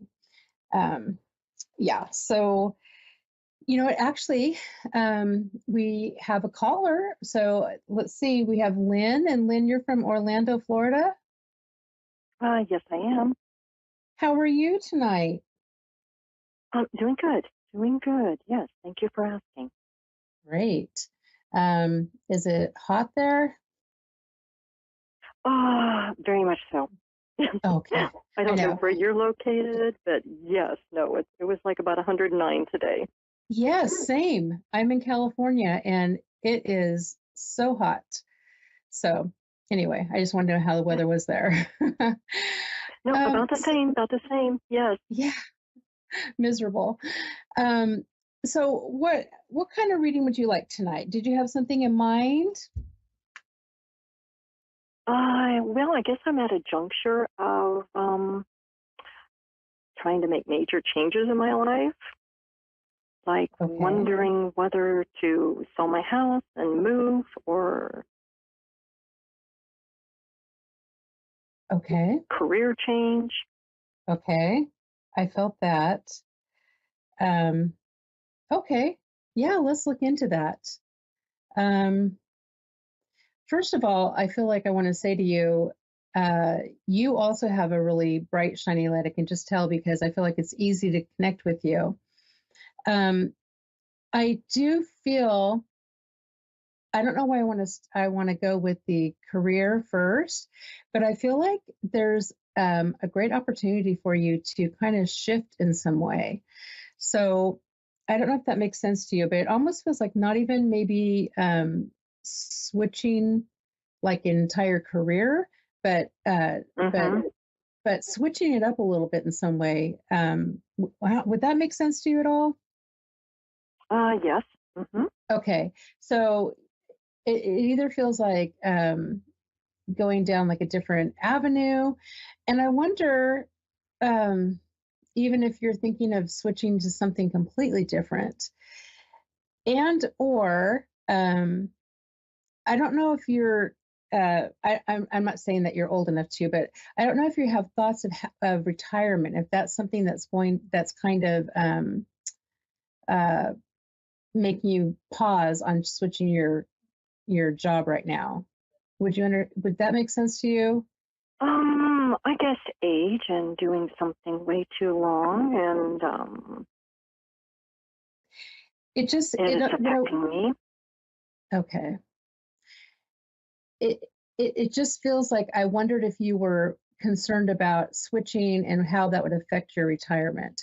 But what I do, okay, what I do feel is like go for it is what I feel like, because I feel like where you are now is really stagnant, and I feel like you're really good at your job, really good at your job. But it just feels like there's not that joy in it. And I feel like there is something for you where you will have that joy again. As far as selling your house and move, that actually also feels really good. It just feels like there's these big changes, and I don't know if sometimes you might feel like I'm going to go for it and you do both of them, or and then you second guess yourself and talk yourself out of it. But in my heart, I feel like both are a great opportunity, and I wonder if you were to move, would it be out of Florida? Yeah. Oh, yes, definitely. Okay. Okay. Yeah, because that actually feels good. As it's kind of funny because I don't know when I want to keep bringing up the retirement, but most people go to Florida to retire, right? But this feels like getting out of there. It almost feels like there's another place you're supposed to be. Are you thinking about moving close to family? No, not at all. Sorry, no. Oh, okay. All right. I wondered if that was one of the polls. Okay, we're getting away from family. That's great. Anyway, I have property up in Tennessee, and there's property I have up in Tennessee. It's either move or sell it, like move up there and build, or sell it. It's kind of like on the borderline right now. Yeah, if I go with my gut intuition, it really feels like moving. It feels like it's going to be so refreshing and just a big change. And I feel like you meet some people that you connect with in a different kind of way. So that actually feels really good. Good, thank you. Both of those. And I wonder if you do something. I want to mention your voice, because there's something about your voice, and I feel like that's one of your like superpowers.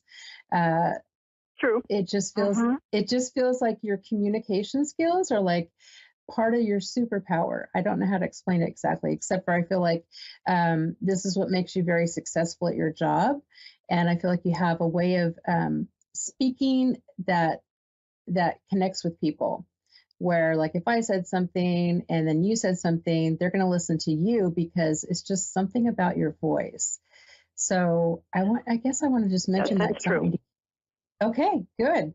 Yeah, there's just something really calming and just, I feel like, yeah, that's kind of your superpower.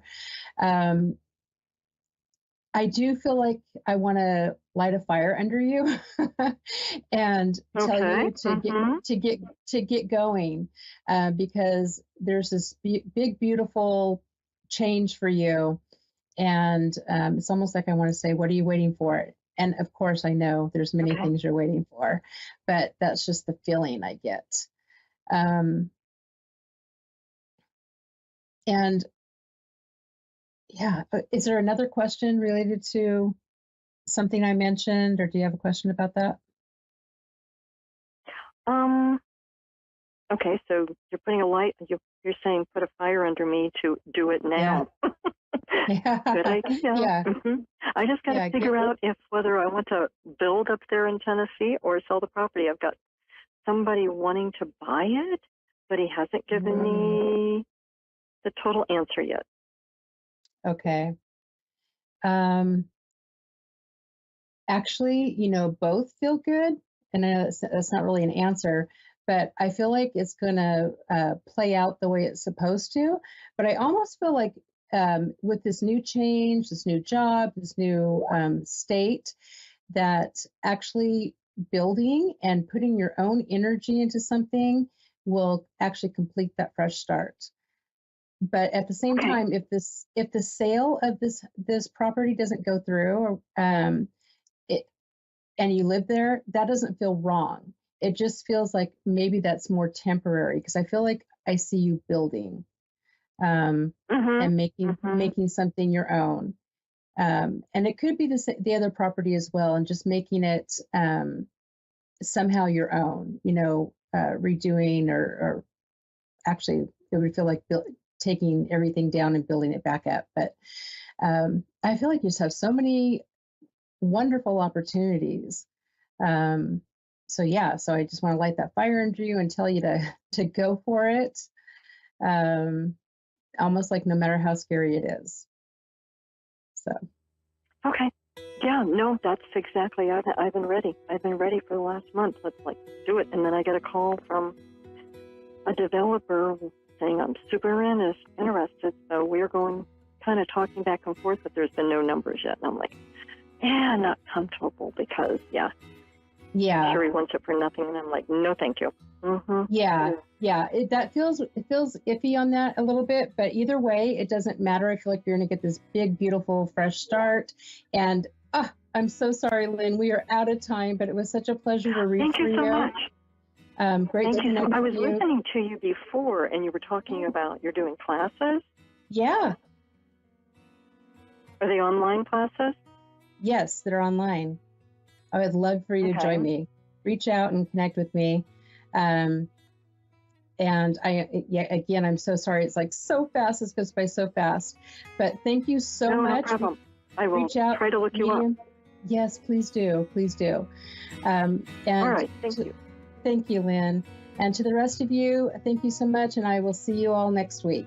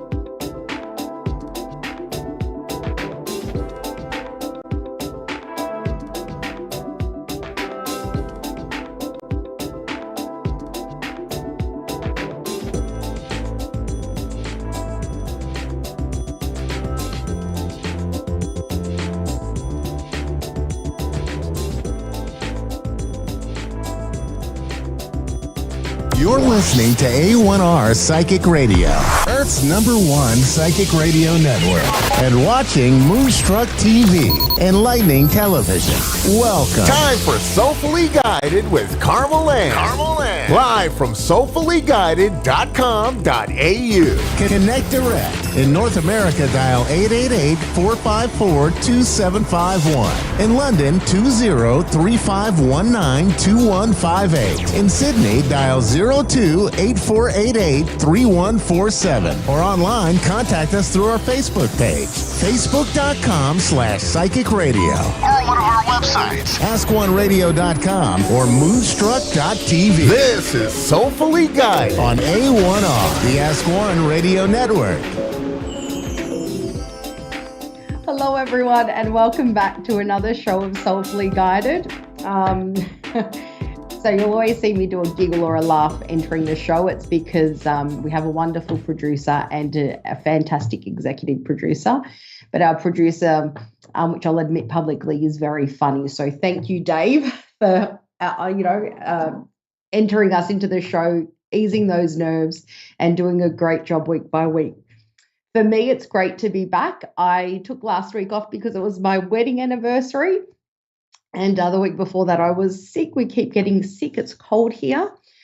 But we are going into a caller today. So if anyone would like a reading, please, if you're live, send over a message to m.me /@psychic radio, and we'll gladly give you a mini reading live on air today. Remember, I am a tarot reader. I'm not quite a medium yet, so I won't be comfortable to do a mediumistic read. And the only way I could try and do that is through the cards, but I'm not quite there yet. So my mastered skill is tarot reading. I did want to talk before we go into a caller, and hopefully I haven't run out of time. If anyone would like, for those who know, I was a substance abuser for 17 years, and it took one decision to change my life, and that was to cease drugs. And thereafter, it's been a roller coaster of healing and facing up to, everything that I tried to hide. So, and run from. So showing up for me meant the world started showing up for myself as well. There's challenges I'm still facing through abstinence that are completely non-drug related, but boundary setting, finding and stabilizing happiness. And I found that the whole purpose of that was basically being happy with me.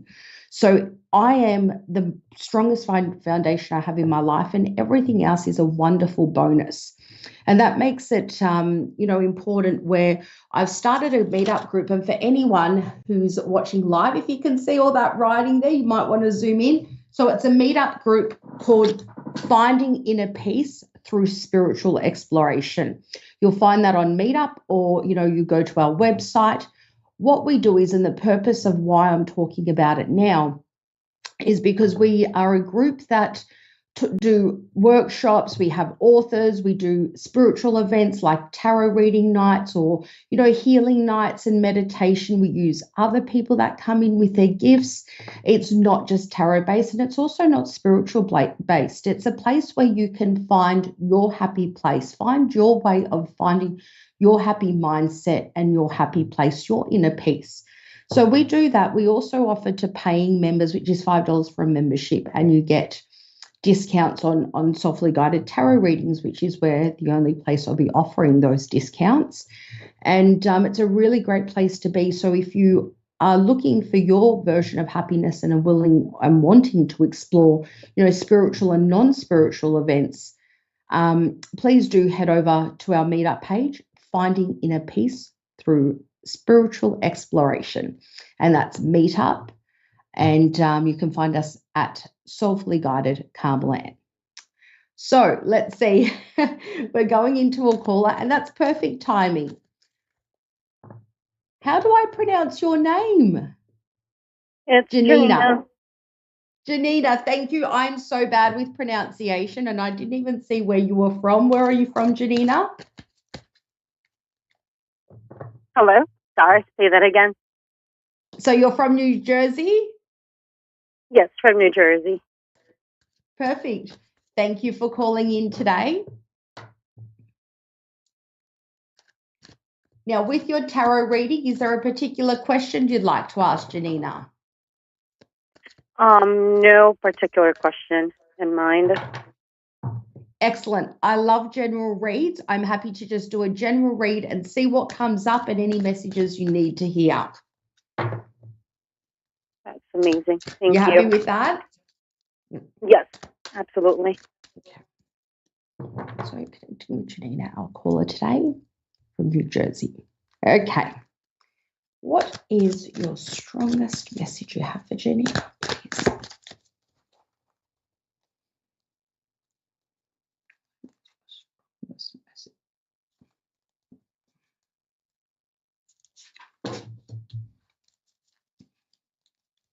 Now a clarifier on what. Okay.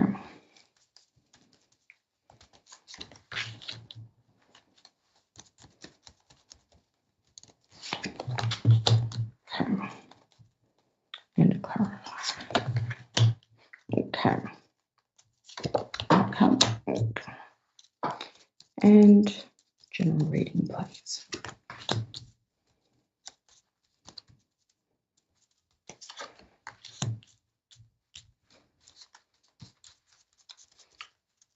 Okay.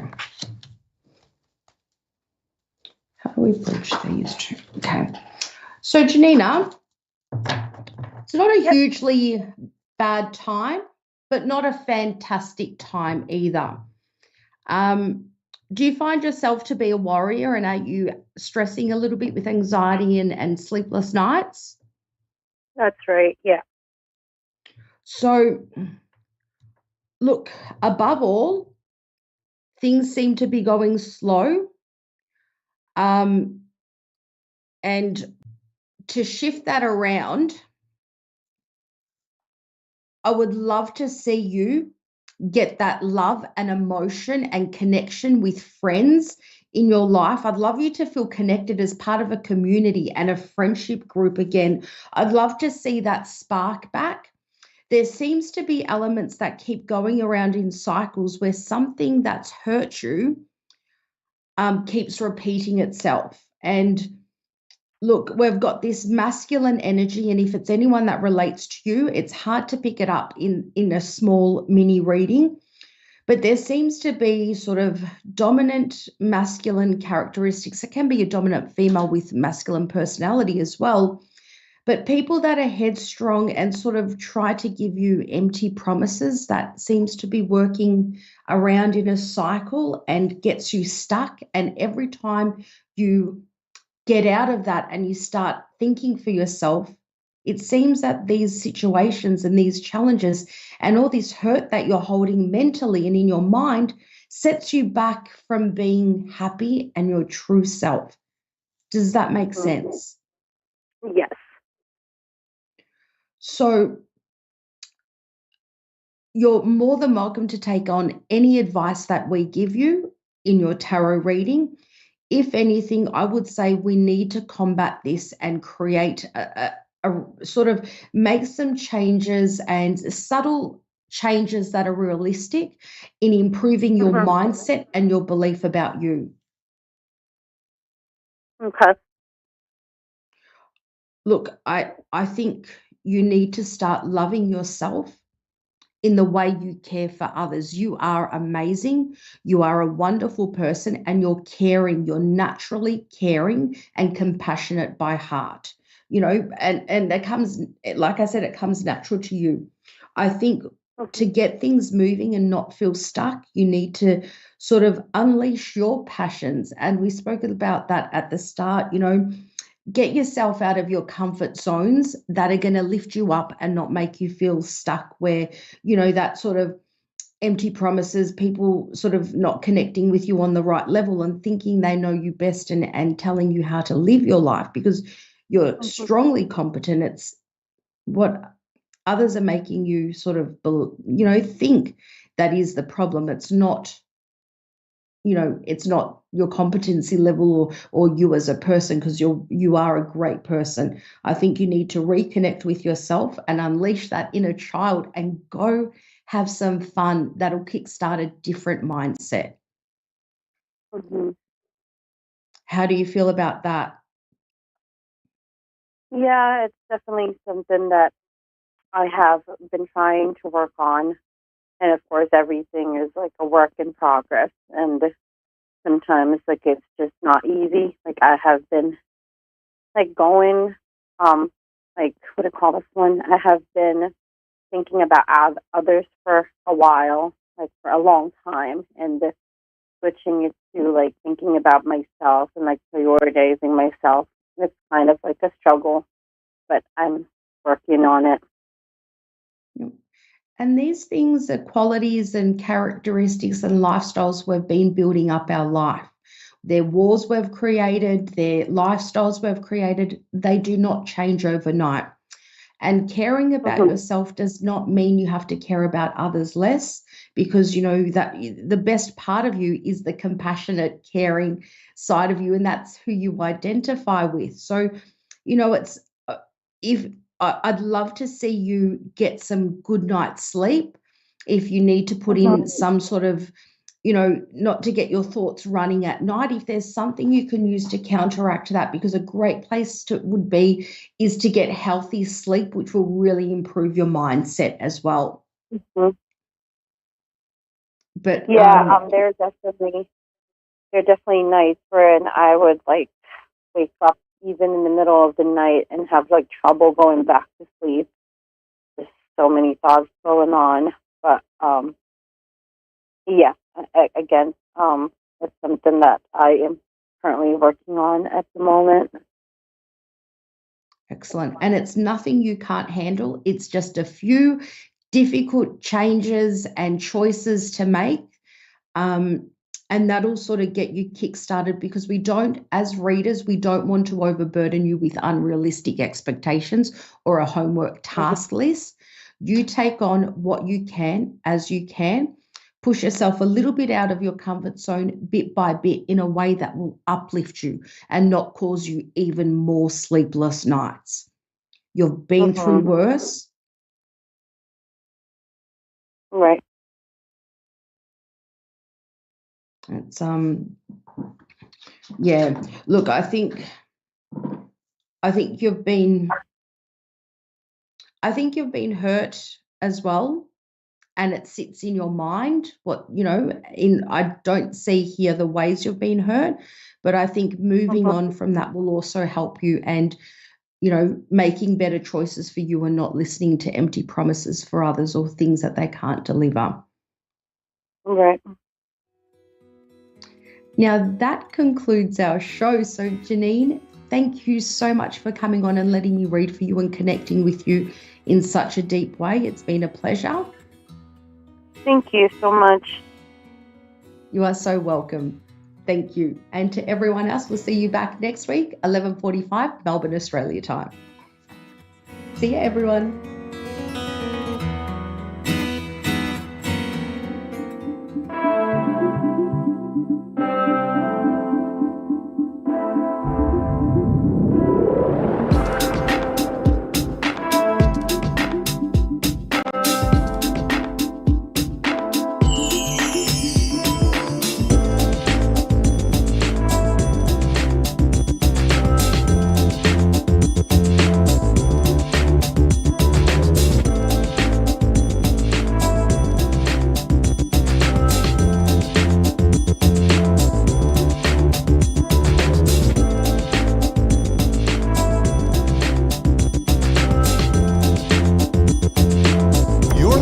To A1R Psychic Radio, Earth's #1 psychic radio network, and watching Moonstruck TV, enlightening television. Welcome. Time for Soul Tea with Marie, with Antoinette Marie. Live from AntoinetteMarie.net. Connect direct. In North America, dial 888-454-2751. In London, 20-3519-2158. In Sydney, dial 02-8488-3147. Or online on, contact us through our Facebook page, facebook.com/psychic radio. Or one of our websites, askoneradio.com or moonstruck.tv. This is Soul Tea with Marie on A1R, the Ask One Radio Network. Hello, everyone. Welcome to Soul Tea with Marie. I have a special guest tonight, but first I just want to remind everyone, if you are looking for me, I am on Instagram under Soul Tea with Marie, and also on YouTube, as well as my website, which is AntoinetteMarie.net. So if you would like a reading with me for intuitive and mediumship, you can find me there. And I also do tarot readings now as well. So, but enough about that. So I wanted to introduce my special friend, which is Michelle. I'm going to mess up your last name. Franzoni? I'm Italian. Yes. I can't even say it. Franzoni. So, there we go.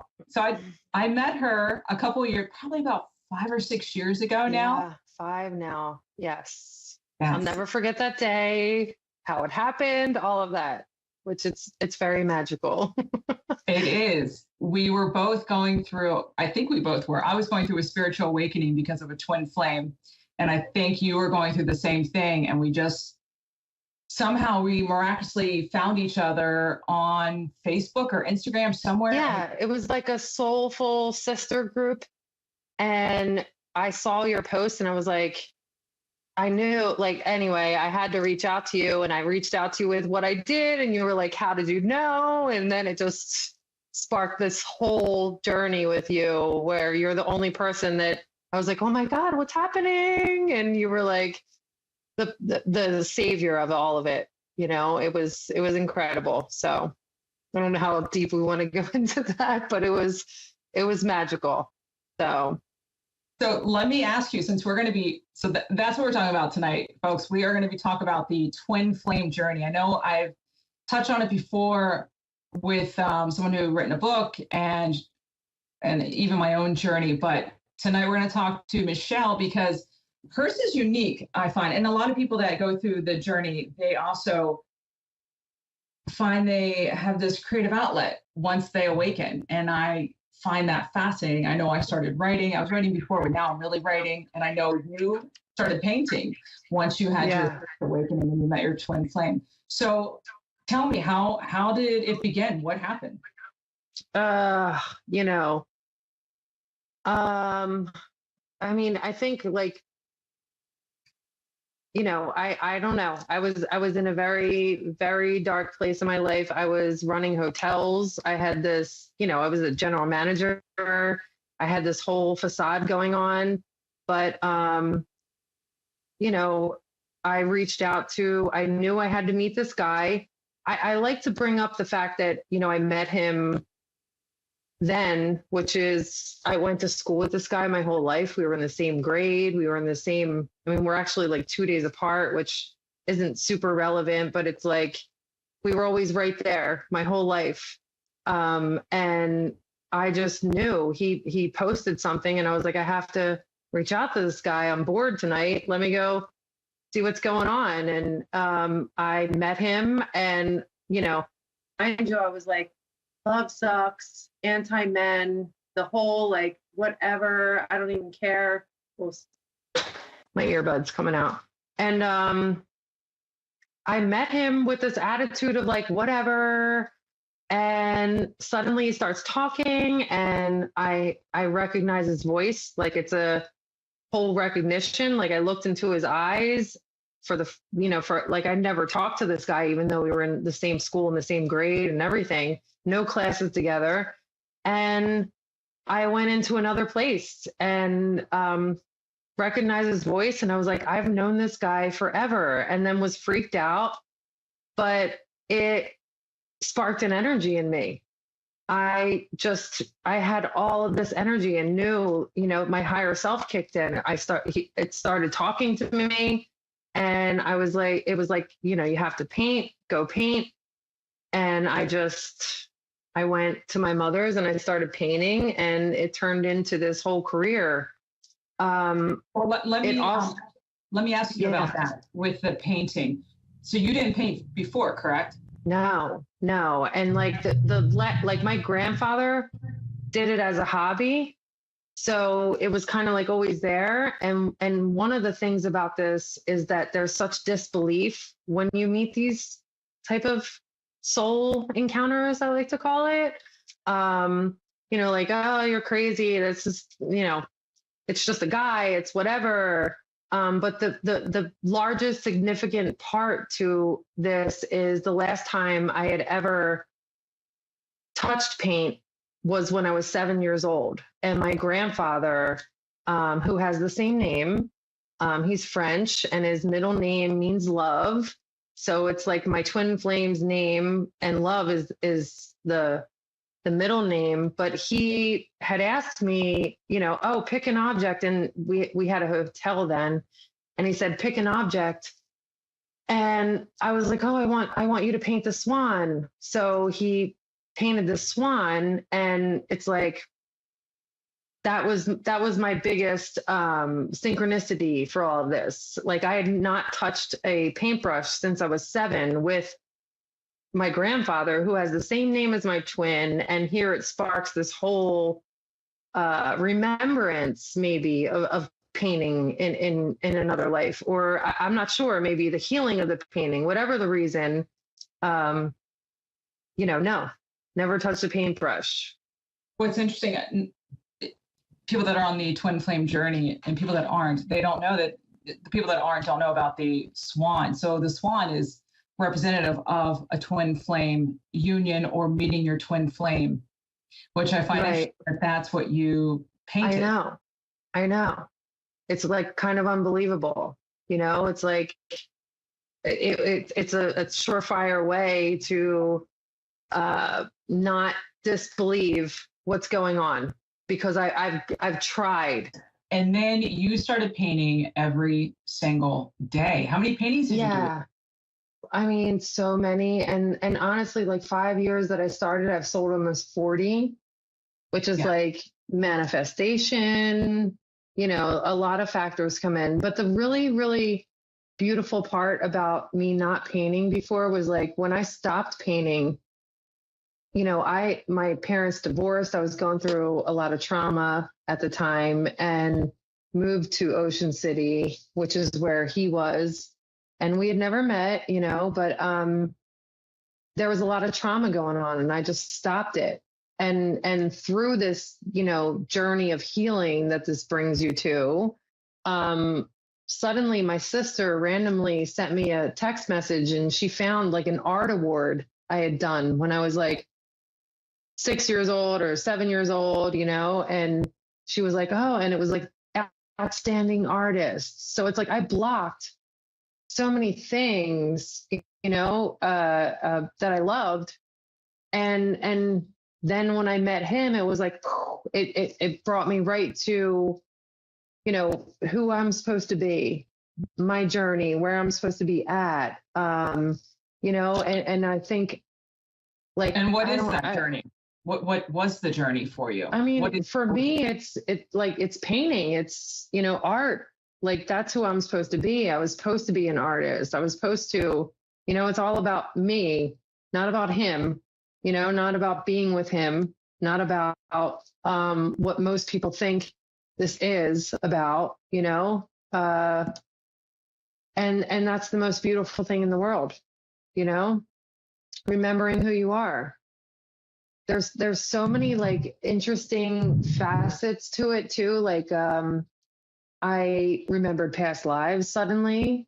I had dreams with your twin, and, went into shaman circles, and, I still haven't showed you, but I was presented with like, tobacco is supposed to be a healer, and recipes of like healing. And I mean, it's really insanely deep and spiritual, but it's very hard to focus on, when you're conditioned with the way we're conditioned, we're only successful, or like the epitome is to be with somebody else, when really it's like, it's to find ourselves, So I don't know, it took me down this whole thing, but my higher self kicked in. I was hiking 10 miles a day with no problem.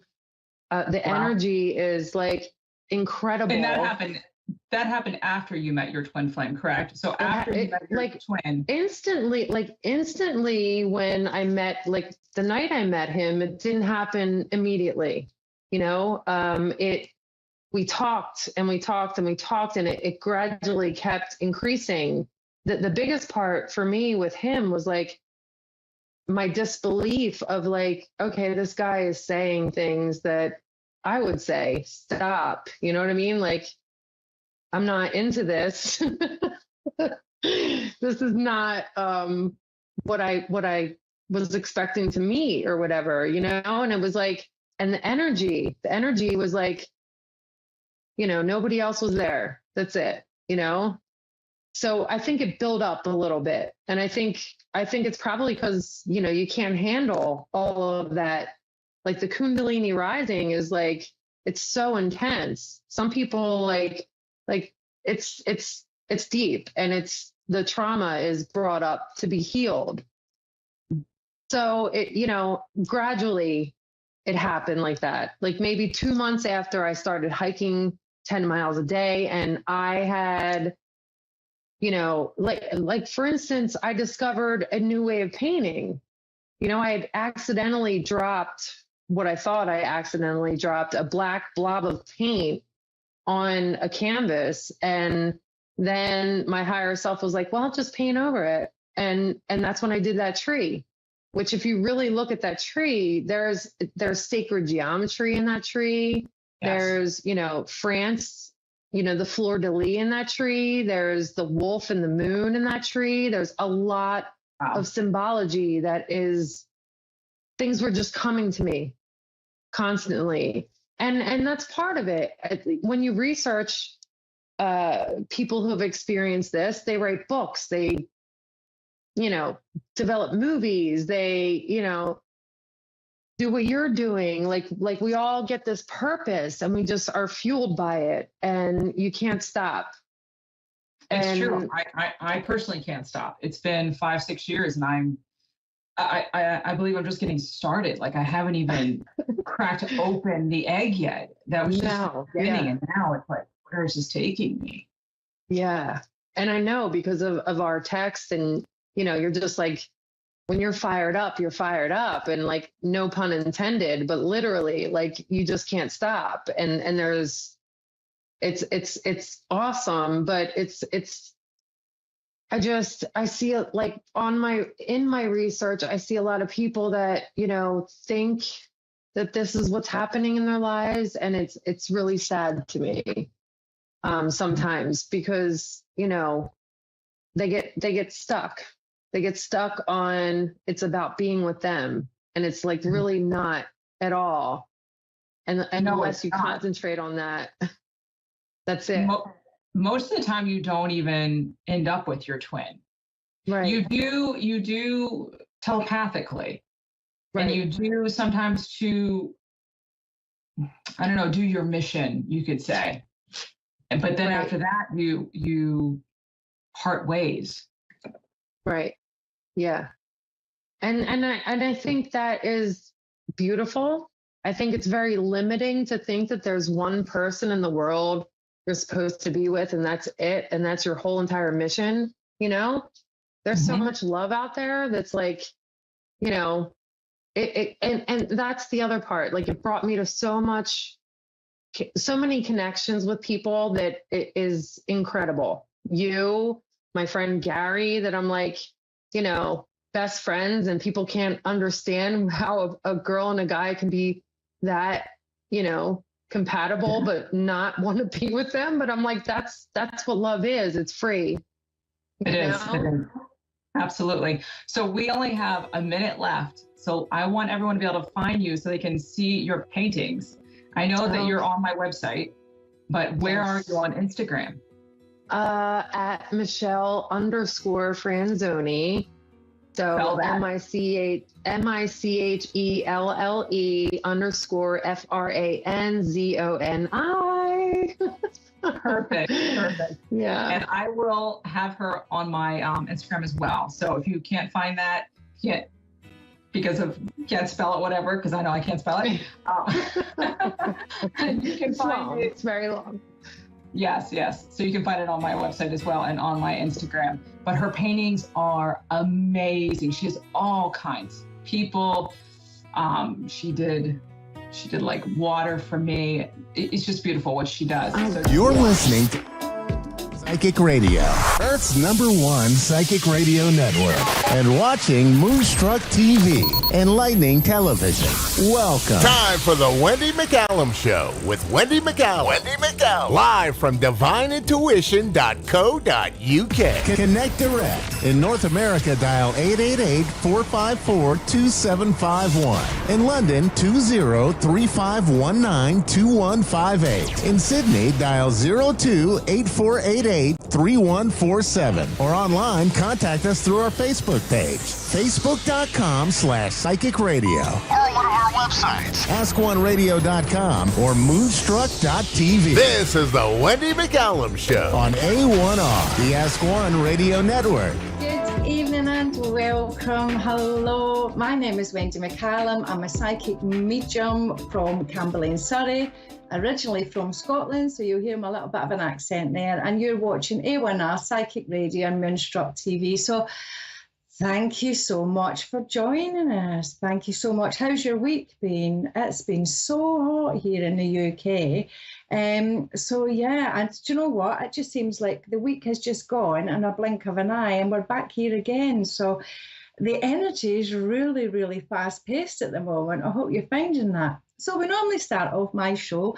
My lovely dad in Scotland gives me a little bit of a fun fact from where I come from. So this week he told me that William Wallace's dad actually lived in a castle in Kilmarnock. Now, William Wallace, you probably remember Braveheart, and Mel Gibson played him in Braveheart, and he was one of the first main leaders during the First War of Scottish independence. So there you go, there's your little fact for this week. So as I say, thank you for joining us. I'm looking at the energy, I'm feeling the energy, and I've been feeling what's going on this week. So how have you been feeling? Because I don't know about you, I've been a bit out of sorts. I've been a bit tired, a bit lethargic, a bit meh. You know, like when you just don't have that energy in you. So let me explain something to you. We are going through a bit of a vibrational shift, shall we say. You know, we're going through an ascension process. So it might be a spiritual awakening, or it might be some sort of ascension, okay? And when you go through this, or when you start through this, it can be really quite, I don't know, you just feel really out of sorts. So as I say, you might feel low, you might feel sad, you might have found that you've been crying. You might feel really fatigued, you could be tired. Another thing that you really get that I've noticed is a sense of you don't belong and you want to go home, but you don't know where home is, you know. And, you know, you might have neck pain. I've been suffering with a lot of tension or pain in the back of your neck and lots of headaches. And it's really difficult because you don't understand what's going on, and there is so many symptoms indicative to this. You know, you can get upset tummies, memory loss, irritability, hot flushes, you know, almost like menopausal symptoms as well. So God love you if you're a bit like myself, you can through the menopause on top of these vibrational shifts, it can be pretty hard. Ascension, what is ascension? You know, ascension is like stepping into a higher level of awareness or a higher level of consciousness.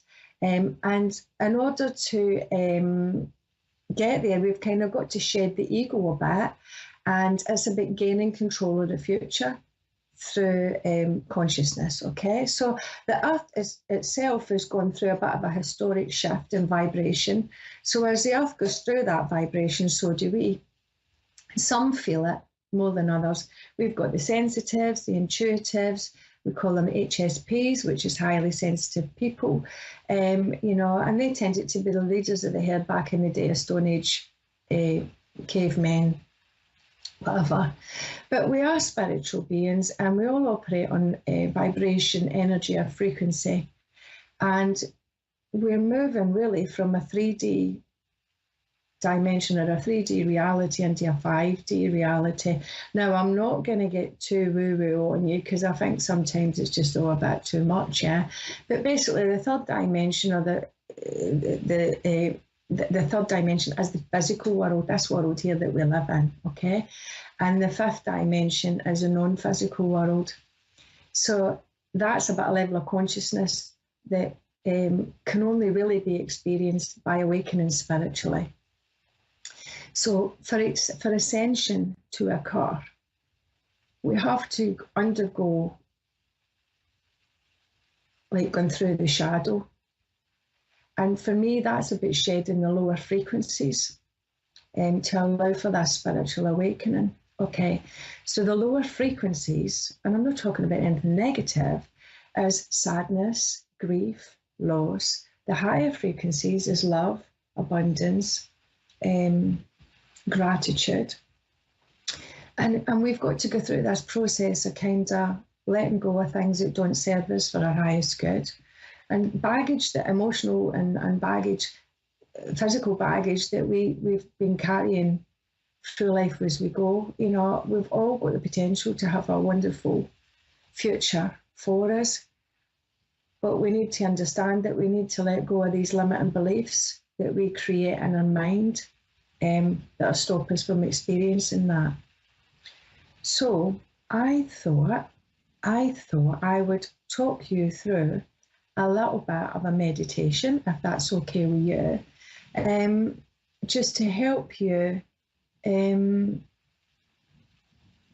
release some of this and move forward a little bit, you know, so that you can embrace the things that you want. I don't know if you notice, I'm sitting here and I'm holding this lovely quartz crystal. So that's sending out this lovely healing energy. And I've also got some amethyst and some rose as well. Sitting with us to heal it at. Now, I've got some lovely tuning forks. When I was in hospital, when I was a bit poorly, the spirit world came really, really close to me and told me about the importance of sound and sound frequency. So I've been doing a lot of work since I got out of hospital, learning about sound frequency. So this one here is 174 hertz. And 174 is about relieving pain, tension. It's like the Om, it's like a reset, yeah. It helps with migraines, neck pains, and it promotes and encourages the feeling of being safe and feeling loved. And it also brings forth courage and to help you heal. So that's that one. This is 396. 396 is about releasing fear and guilt. And it's connected to the root chakra. And the root chakra, as you probably know, is about survival, how you survive in the physical world. And this one helps with fear, anxiety, and safety. Okay. This one's 417, and it releases negativity and past trauma. And it's connected to the sacral chakra, which these are great for manifesting. And the sacral chakra is all about your creativity. So I am going to, if you just want to take a little moment, center yourself and just quieten your mind and just close your eyes.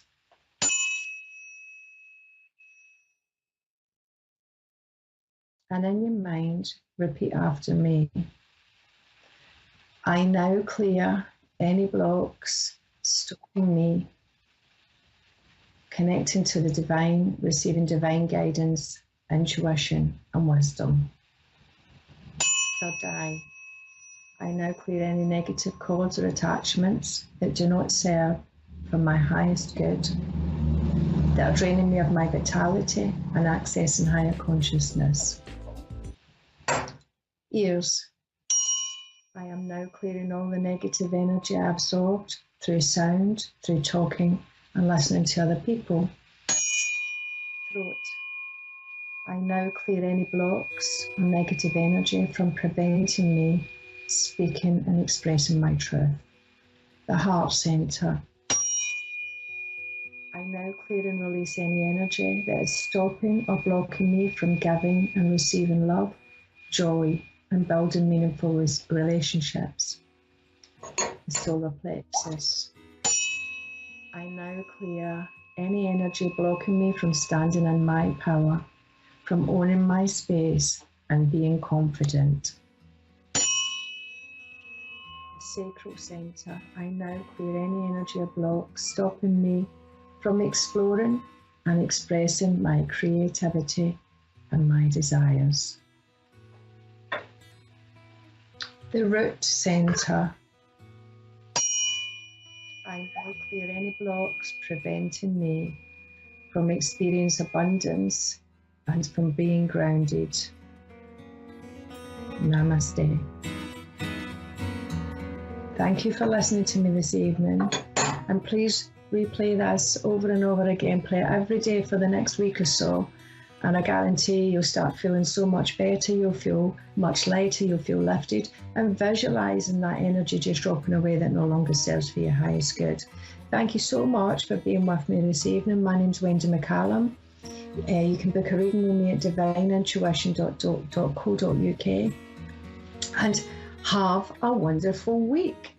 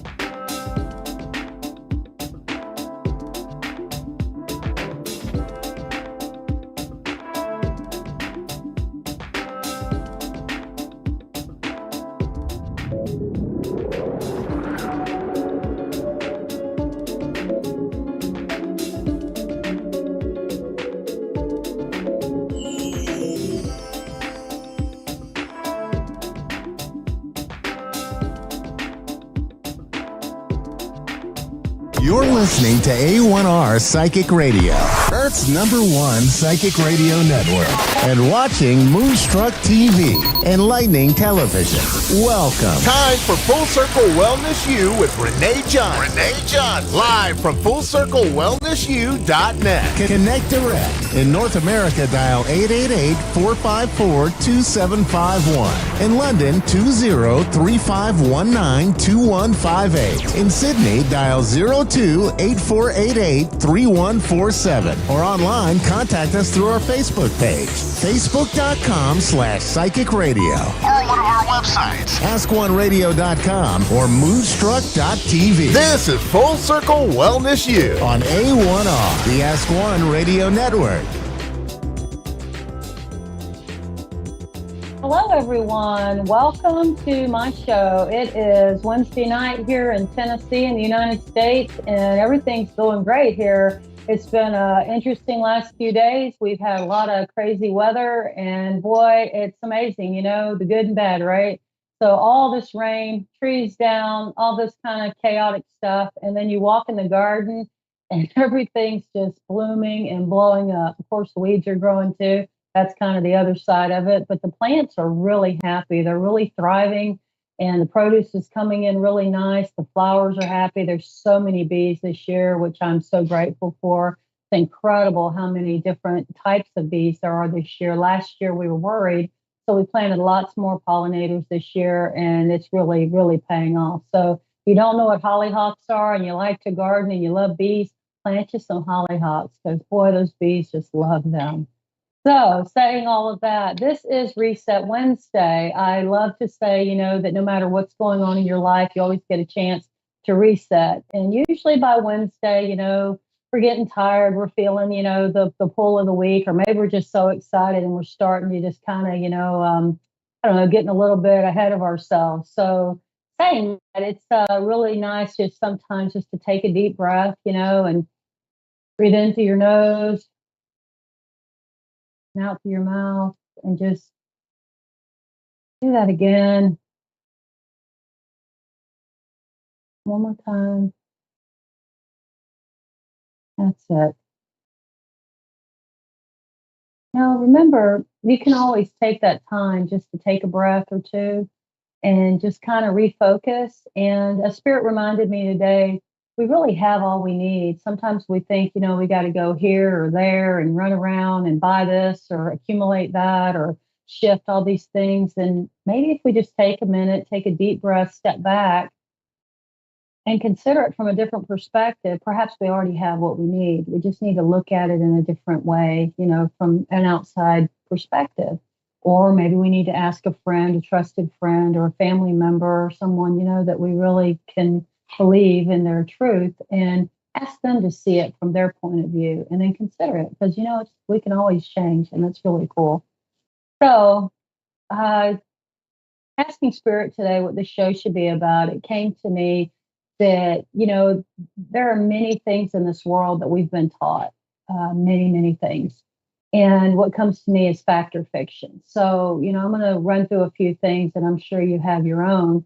But there are things that I was taught in my life that I believe completely, hook, line, and sinker. You know, it's like got that big hook in my mouth, and they just reeled me right in.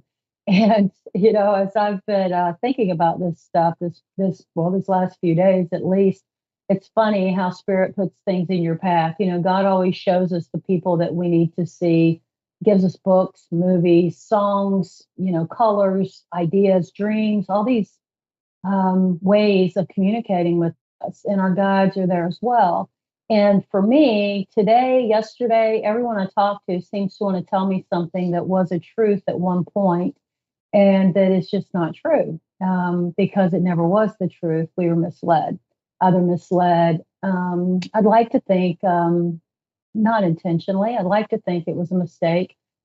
But oftentimes it was absolutely, you know, contrived to get us into a place of fear, where we can be controlled, where we can be manipulated, where we'll do things that maybe aren't the best for us, absolutely not the best for us in some cases.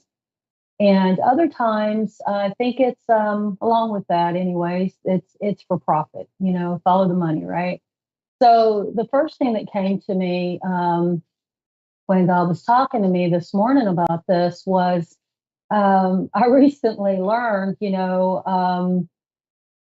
that we were always told, breakfast is the most important meal of the day. Everyone needs to get up first thing in the morning, 6 o'clock when the sun comes up, which is true. I mean, if your schedule can allow it, it is great to get up. That's the truth of that. But we were taught that breakfast is the most important meal of the day. And through the last 25 years of my study in nutrition and health and detox protocols and regenerative detox and herbology and all the health challenges that I've had and worked with clients that have had these same challenges, I've come to learn that this is not true. So I decided I'd look that statement up. Breakfast is the most important meal of the day. Do you believe that? Do you still believe that? Who do you think came up with that? Was that scientists, maybe? The AMA, the American, doctors, or doctors in general? Was it some professor somewhere? No, it's an advertising campaign created by Kellogg's, the cereal company, because they wanted you to get up first thing in the morning, get you a big old bowl of grain first thing in the morning and pour some good old dead milk on it and lap that stuff up, and get your day going right, right? And then, of course, they have, cornflakes with sugar and high fructose corn syrup and all these additives and natural flavoring, which can be byproducts of humans and animals, which I don't know if you know that. I'm hoping I'm not shocking you too much here, but it is such a lie. So if you believe breakfast is the most important meal of the day, that's great. But I'm here to tell you, let's do break fast. So when you go to sleep at night, most people eat 6:30, 7:30. Some of us eat later. But when you go to sleep at night, your body goes into a state of regeneration. Your body goes through a process where it starts breaking fats and proteins and vitamins and minerals and all these things down. And it shifts whatever it needs to put our bodies in a state of to cleanse, to move on to that next step. Well, when you get up in the morning, if you think about our ancestors, they didn't jump out of bed and have a big bowl of cereal with some dead milk in it. They got up and they usually went outside and they went out and they started, foraging. They went looking for food. They didn't have refrigerators, so they couldn't just go to the fridge and get something. So they went out in the wilderness and maybe they had some dried berries or something on hand, but I think typically they ate in the moment. They didn't get up and if they weren't hungry, said, I got to eat. It's 6 o'clock in the morning. I got to get that first meal of the day. Breakfast, most important meal of the day. No, they went out and they, would get berries, perhaps some roots, maybe, some greens and veggies and such. And then typically they would hunt and they would start looking for food for the rest of the day. Our ancestors spent most of their time just acquiring food. And, sometimes it took more than a day to hunt and find an animal, or perhaps more than a day to find, those plants, depending on what time of year it was and what the environment was like. So this got me thinking, I'm a gardener. And so I get up in the mornings and I go outside. And I usually, I get out there, I don't know, 7, 8, 9 o'clock, whatever the day holds. And I'm out there and I'm picking berries and I'm eating spinach and I'm tasting dill and, I'm eating strawberries or leaves of something. Who knows? I'm always tasting and eating all day long when I'm in the garden. And I notice when I eat this way, my body processes and I feel clear. I don't have the brain fog. I don't have the body-wide pains that I used to have. It's amazing. Of course, when I come in later in the day, I bring in whatever I've harvested for the day, and then I start preparing that, or I set it aside, get it clean and ready, put it in the fridge, whatever, to get it ready for later. So back to it. Break fast. Break fast. So when you break your fast, break it with something healthy for you. If this is called intermittent fasting as well, this has become very popular and it's very healthy. When you don't eat all night long and then you wait, your body has a chance to go into a stage in a state of being where it literally starts burning tumors and cysts and scar tissue and fats and unhealthy fats and all of these things that make us ill, that hold us back. So, try that if you're not already. If you want to go, I go 15 hours. Maybe you start, 12 hours, whatever. Most people, are in bed 9 o'clock. So if you can wait until 9 o'clock to eat breakfast, that's a nice 12 hours. If you go to bed at 7 and you wait till 9, that's even better. If you want to eat earlier than that, just eat early, or eat your last meal before you go to bed earlier in the day, and shift that and see what you think about that. If you can get up in the morning and have a nice glass of, room temperature lemon water, here, they practice what I preach, and have that before you have anything else. That's really wonderful because that gets everything moving through your colon, cleans out all your organs, gets your liver to start detoxing more. And a lot of the things that we're told, with our conditions that we accumulate throughout our lifetime really aren't where that's coming from. Most of it is a stagnant, toxic liver. So if you drink lemon water first thing in the morning, and you get your body primed and your liver starts detoxing, that is like such a benefit. And you'll find that it changes everything in your health. It's really a tremendous way to start your day. So, okay, so how many of you eat diet products, sugar-free products, diet soda, diet chips, diet cookies, diet, all this stuff because you want to lose weight?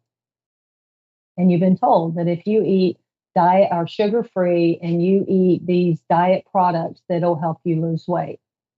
Well, again, sorry, that's not true. If you eat diet products, you're getting chemicals like aspartame, which causes lesions on your brain. It causes all kinds of brain fog. There's so many symptoms. And please, please research all of this. At least look up 3 sources. And I'm not talking about Wikipedia, none of those kind of things. I mean, real sources, those people that know, and do your own research. But aspartame is one of the most toxic things that you can do to your body. On top of that, many of those sugar-free products have other things like high fructose corn syrup. They have natural flavorings that your body doesn't know what to do with. And just because it's natural doesn't mean it's healthy. Remember, strychnine is a poison that's natural, and you don't want to eat it. So, that's another one. Let's see, what else is there? High fat is healthy. This has become a thing. People believe that they need all this fat in their bodies. Well, when you get a high fat diet, you're clogging up your liver, you're clogging up your body. Things aren't flowing right. You're not detoxing. You're not going to be healthy. And if you do it long enough, God forbid, you're going to end up with things that I don't even want to mention. We all know what those things are. And once you realize that there are healthy fats like avocados and some avocados and, in your diet, and healthy nuts and these sorts of things in the right amounts, then you're getting those healthy fats and lean meats. You're getting the lean fats, and you're not just taking in all this stuff that's blocking your arteries and clogging up everything and causing all these other problems. When you're considering all the things that we've been taught, it's really interesting. As a hypnotist, the first thing that I was taught in my first certification class was that we were taught that, because I do, stop smoking hypnosis. And we've all been told that stop smoking, to give up cigarettes, is harder. It's a stronger addiction than heroin. Well, guys, I've never met anybody that had to go on methadone or go into a full-fledged treatment center to stop smoking cigarettes. I smoked cigarettes for about 8 years, 9 years, and I was up to almost 3 packs a day. Was it uncomfortable to quit? Absolutely. Did I go through withdrawals where, I was going to die and I had to be put in a hospital and be put on IVs and have alternative chemicals put in my body to balance me? Absolutely not. And I don't know anyone that has. And then I found out that story, that lie came from cigarette manufacturers. So, of course, if you can convince people, what a great hypnosis trick, right? They got the best guys in their advertising because they made this a fact. I've had so many people come to me to quit smoking and tell me that cigarettes are more addictive than heroin. I could never quit. Well, the cigarette companies, the tobacco companies, and we all love them, right? They came up with this idea that, as an ad campaign, that cigarettes are more addictive than heroin. And so many people, millions of people have fallen for this lie. It is not true. When you're ready to quit smoking, find me, call me. Let's get you a session and you can quit immediately. This is not an addiction at the level of heroin or pretty much any other chemical drug. Cigarettes become more of a habit and become more of it's more of a mental thing than a physical thing, truly. I mean, nicotine is, it is a habit form, but it gets in your mind, gets in your subconscious, and that's where you believe it. And this is what happens. So that's just another one. And I could go on and on. I'm sure you all have many others that things you've been taught that aren't true. The idea that we have to treat our body as parts, okay, I have a brain, I have, I have a thyroid, I have a heart, I have all these different organs, but we're a united being. We're not individual parts and pieces, and you should never treat your body as parts and pieces. We are a unified being, mind, body, spirit. You cannot affect the mind, body, or spirit without affecting the others. This is, this all goes together. And once we start to realize that, and we realize what we put in our mouth doesn't just make us fatter or skinnier, it's affecting everything. And just because something, says or someone tells you or you read or you hear that, if you do this extreme thing that you're going to, release weight or gain weight. Some people, they can't absorb, don't believe it. Give me a call. I'll walk you through it. I've got a lot of years in this and I've learned for myself.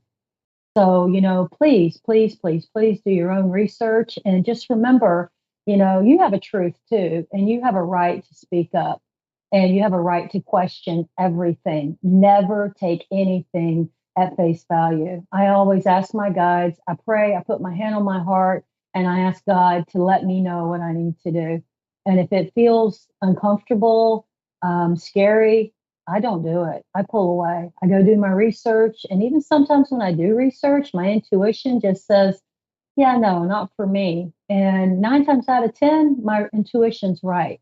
Unless I'm in fear mode. When I get in fear mode, I can be fooled. So it's very important, again, to do that reset, just take that breath in, take that breath out,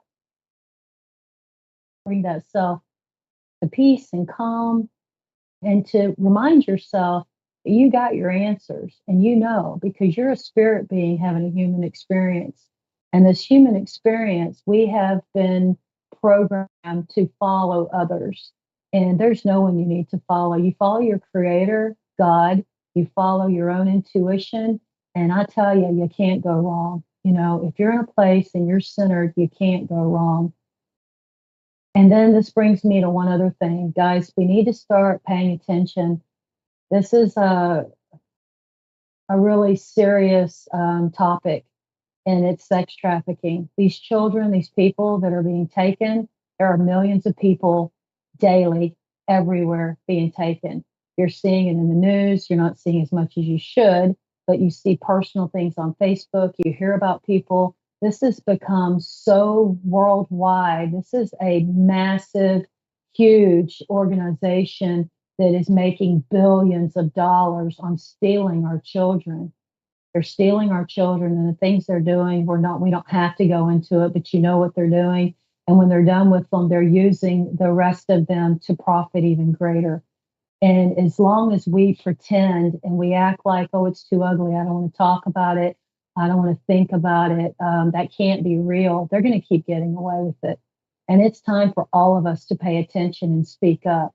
Put your money out there, put your time out there. There's organizations screaming for help, whether you're manning a telephone or if you're psychic or a medium or whatever you are, please put your energy out there. And all of us need to pray. We all need to turn our energy on these dark forces that are doing these horrible, wicked things. And that's what they are. They're evil, horrible people, beings that I don't even want to call them people. How can they have to be soulless to do the things that they're doing. And our children are at risk. We're seeing it. We just saw some young cheerleaders that were almost kidnapped right out of Orlando, Florida here, their father with them. And I actually know people who know them. So it's very important that we pay attention and we speak up, and if you see something out there, do what you have to do, whatever you have to do, call the authorities, intervene, don't let this continue. And, I pray for all of us that we make the right choices and we speak up and we stop being scared, because as long as we're scared, they're going to prosper. Hi, Kathy in California. How are you doing tonight? Hi, I'm good. How are you guys?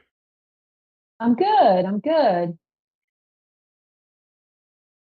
How can I help you? It's well, me and my family were having like a lot of like financial crisis right now, and we need like some insight about things like that. Like it's been a whirlwind for us, for me, my brother, and my mother. Okay. I feel like things are going to shift for you and your family, Kathy. You need to look into another source for your income to come through. What you're doing is important, but I feel like you have to be more proactive and you have to move forward with this. Are you? Okay. What is it that you're doing for income?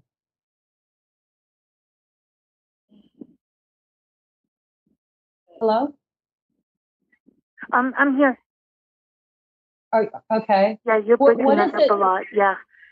I'm sorry. Can you understand me? Yeah, you're just breaking up a lot. Okay. I feel like that you need to be able to get more centered and look into another option for your income. Do you work in the service industry? Do you do medical stuff? Are you like a nurse? No, it's just like we've been having like trouble with financial issues, and we're trying to get rental assistance, but we're not sure. It's just because my mom, she ended up in a nursing home, and it really backsided everything when my mom went in. They took your income? Yeah, we just like it's hard right now. We're just trying to make ends meet ourselves, and we just want to know like if anything will come soon, like because I really need the insight and stuff. I do feel like things are going to shift for you, and I think it's going to be within the next couple of weeks. It's important that you can speak. You need to speak to the people that are involved in this. If you're needing Yeah. assistance, you need to reach out. Yeah, you need to reach out and make sure that you're very proactive. It's like I see you going forward. And are you working, Kathy? Not at the moment. I'm disabled right now. Okay.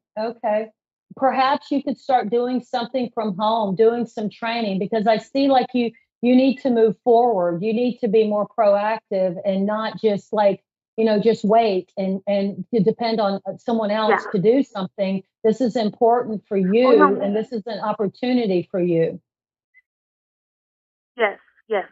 But I've been helping my mother, me and my brother, and we've been trying to get assistance from the place, but they want too much of something and this and that, like an arm and a leg. I mean, it's really difficult right now for us at the moment because we gotta care for our mother, and it's getting a little like tough. The money issues is getting tough. I understand. Are they asking you for paperwork? Like we turned in the paperwork, and they're telling us, oh, we don't like, we had canceled it. I go, there was no cancellation on our part. You need to get back in touch with them and ask to speak to someone else. You really, it's about you being proactive with this. You need to make sure that you have all your paperwork together and you have everything in line so that you can get what you need. And I'm really happy that you're taking care of your mother. That's wonderful. But it is going to get better. You believe that, but you can't stop. You have to keep calling. You have to show up on time. You have to have your paperwork together. Always. Keep it with you. Always. And call, I keep seeing like a cross. So perhaps call a church, call a couple of churches. Are you dealing with churches or the government?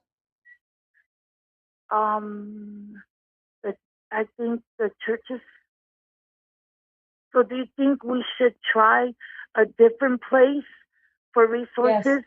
Because this one's giving us like a really hard time, and they're really rude.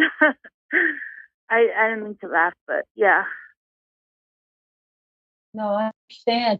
You need to call a couple of different churches and let them know your situation, and don't stop. If they say they can't help you right now, ask them when they can. Ask them who else can help you, because there's two different churches that will help you. If you do it, you're going to have to do it you yourself. So get your paperwork together and just know that this is going to happen. And I see it, and I get about 2 weeks that this is going to work itself out. Oh, thank you so much. Can I ask one more question? Yeah, go quick. They're about to run out of time. Go ahead. Oh, okay. Well, it's weird that like people like tend to meet me or like be nice, then all of a sudden they think I'm some mean person all the time, and I just want to know what that means. Like, because I try to do right, change my life, and people just seem to like really give me any chances or. Okay. I'm seeing, Kathy, I'm seeing a mirror. We're going to run out of time, but I'm going to tell you, I'm seeing a mirror. And when I see a mirror, it's all about reflection.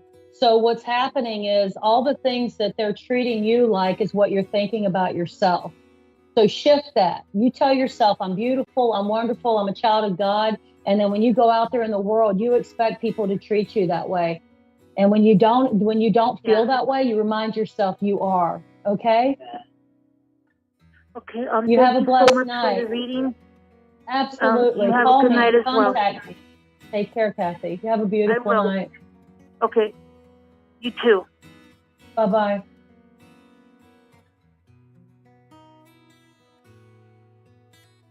So that was Kathy. Thank you, Kathy. It's funny, sometimes what we think other people are thinking about us really isn't necessarily what they are thinking, but it's what we're projecting. So, saying that, let's all remember that we're beautiful, we're incredible, that we've got this, that today is just a moment in time and everything changes. And you guys, hold on. Remember, Reset Wednesday is great, but you can reset anytime. I love you guys. I love you so much. And I pray y'all have a beautiful rest of your week and get in touch with me. I'd love to talk to you. Take care. Good night.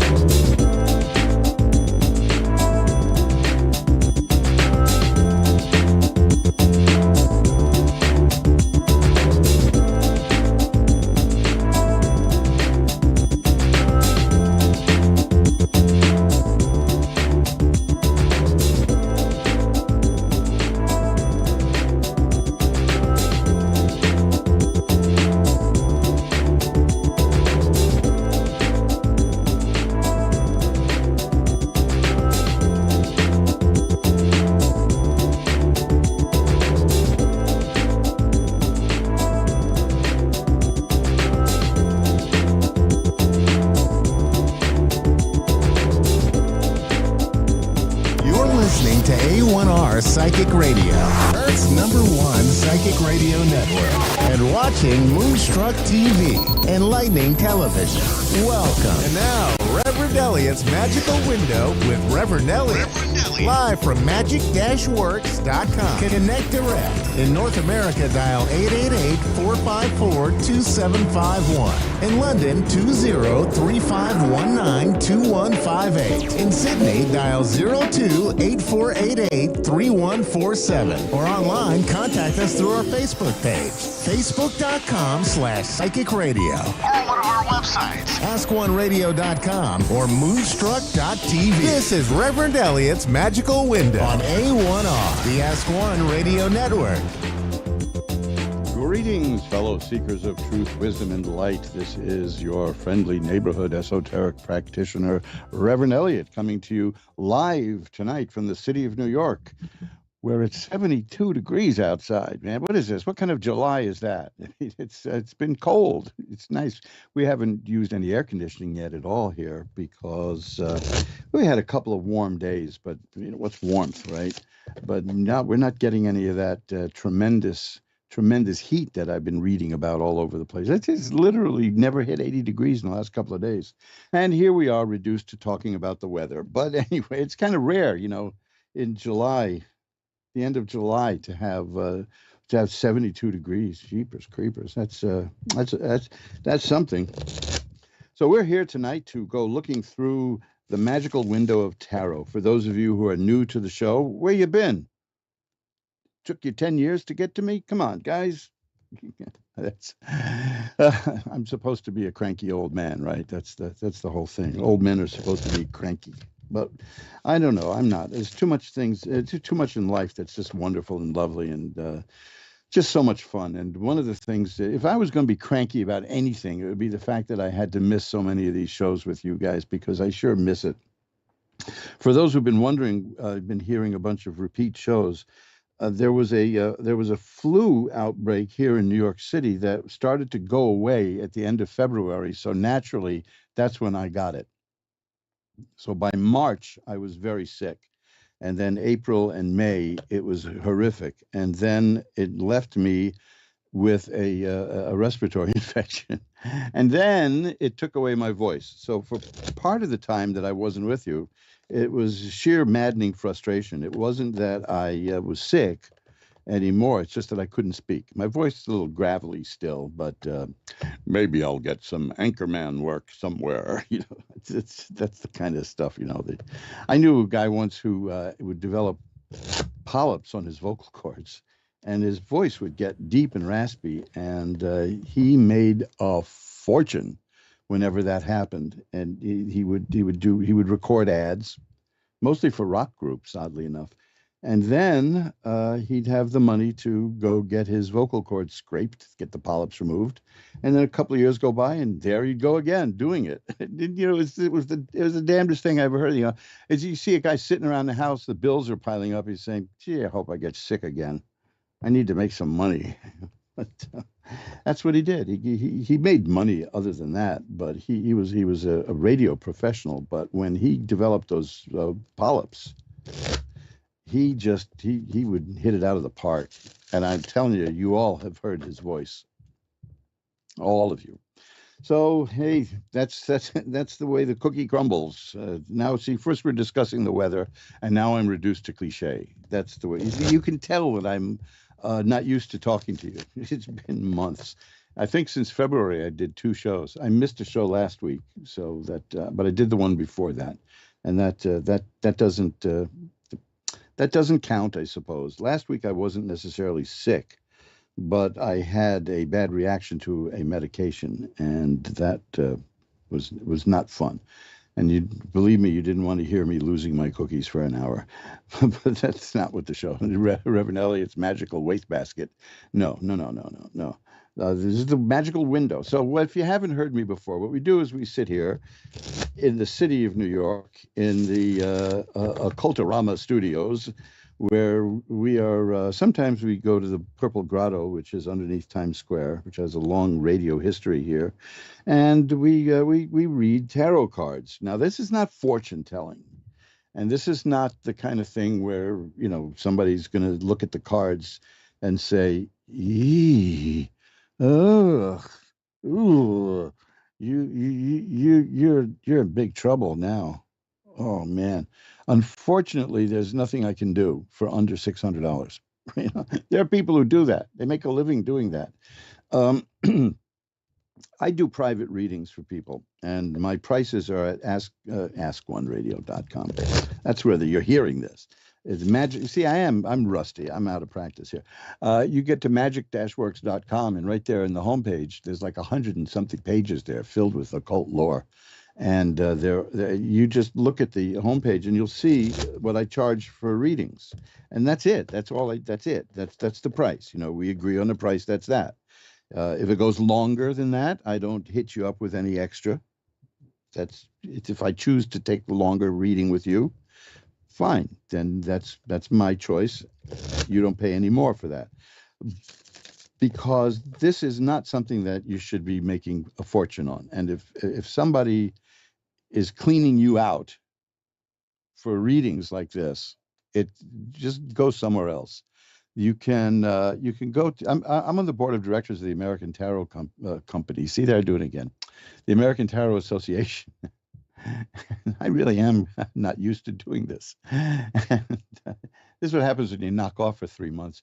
You go to you go to my website, and you will find a link to the American Tarot Association Code of Ethics.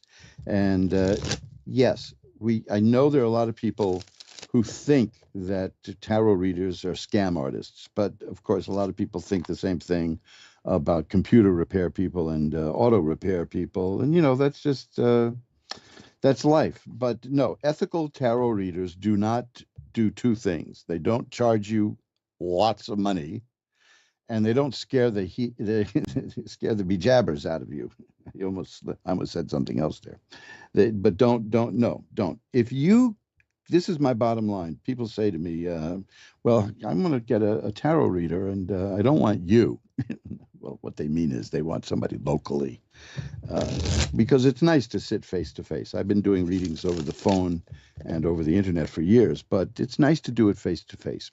And if that's what you want, and you want to find a reader in your community, just remember one thing.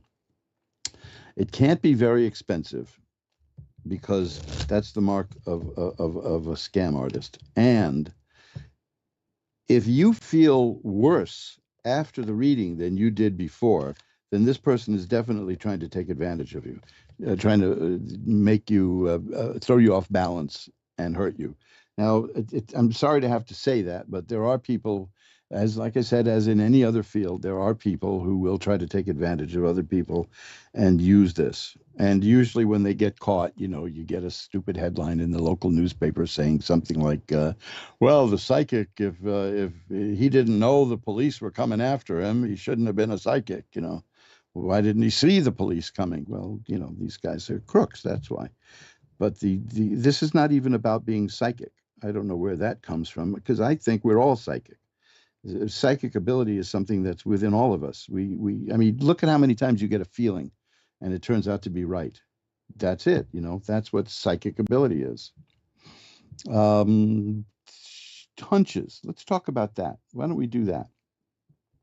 There's this wonderful book called Hunches, and that is probably the best book I've ever seen that explains all about the various forms of psychic abilities and psychic powers, and how you can develop them yourselves. It's a book from many, many years ago that was reissued by Mojo Brothers Publishing, which happens to be a company with which I'm affiliated, and in the interest of transparency.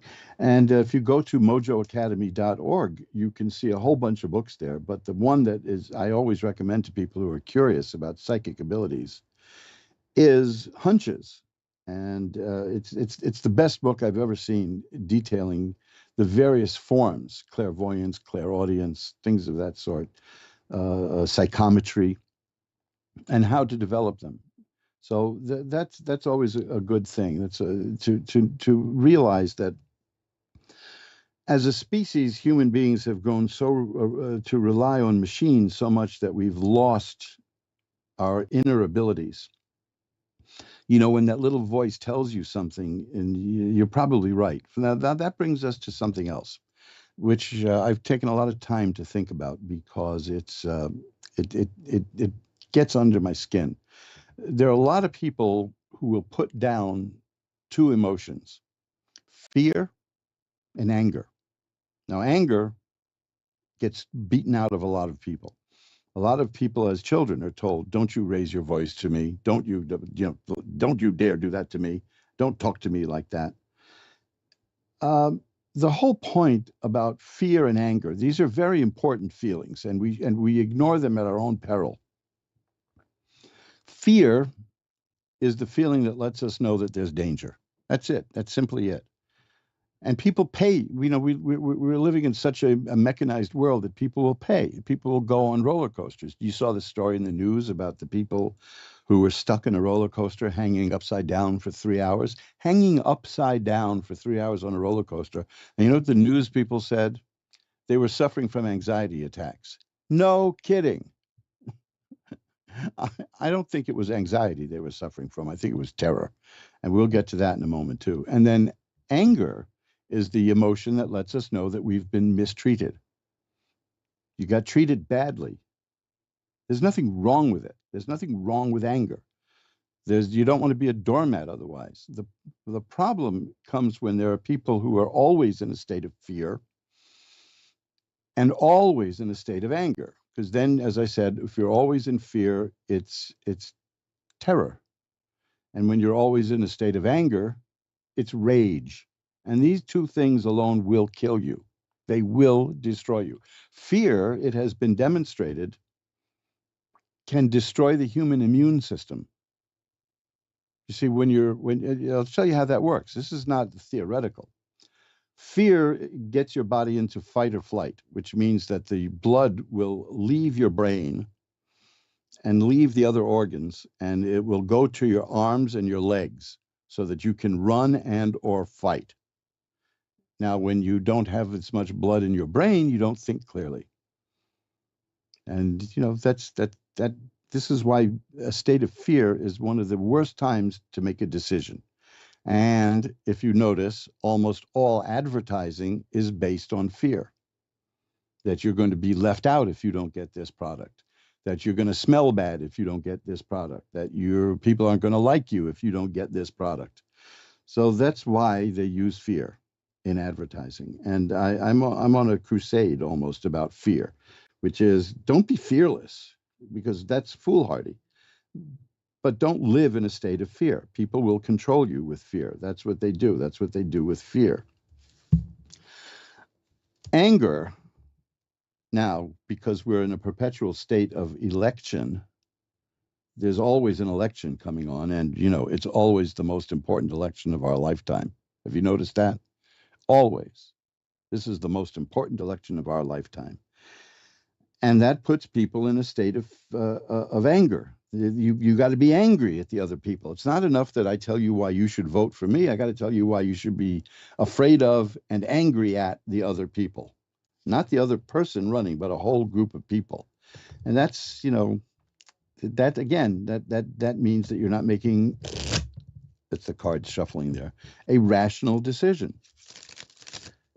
Now, there's a wonderful book, speaking of hunches, which you can find at mojoacademy.org. There's also a book called Unmasking Fear by the same author, by the way, Lloyd Kenyon Jones. This is a book from like 100 years ago, over 100 years ago. And he was on it. He knew it. And this was before there was any mass media. And he knew that people keep other people in a state of fear just to get what they want. And that's not helpful. That is not helpful at all. We want to be able to think clearly. We want to be able to make rational decisions. And we want to be able to touch our intuition, none of which you can do when you're scared and angry. Now, that's perfect. If you're scared and angry, you can be controlled completely. They've got you then. They really got you. So be on the alert for that. And don't let somebody tell you not to be angry when you feel angry. Anger is very important. Again, anger tells you that you've been treated badly. And you want to know that, don't you? You want to know that. Well, you know, this is this is just keep an eye out for that, because we're in that cycle. We're in that time where it's all about anger and it's all about fear, and people are going to want to get you to do things that you may not want to do. So keep it in mind, because I used to say that the election season is when you got to look out, but it's always election season. Have you noticed this? It's always election season. So take it with a huge grain of salt, and please, please don't let people keep you terrified, and don't let people make you furious and angry, because that's what it's about. They used to be subtle about it, but now I see newspaper headlines that say, "This is why this is scary." Now, come on, guys. Why would you want to patronize people who are saying that they're going to scare you? Don't. Don't. Now, that's what I said early on about picking a tarot reader. If a tarot reader frightens you, don't go back. Really, don't go back to that person. Don't. You'll hear. If you haven't heard tarot readings, you're in for a surprise tonight, because it's not what you've seen in horror movies. It's a normal, natural part of life that people have been doing for centuries, and it helps you focus on things. I'm going to tell you about another book.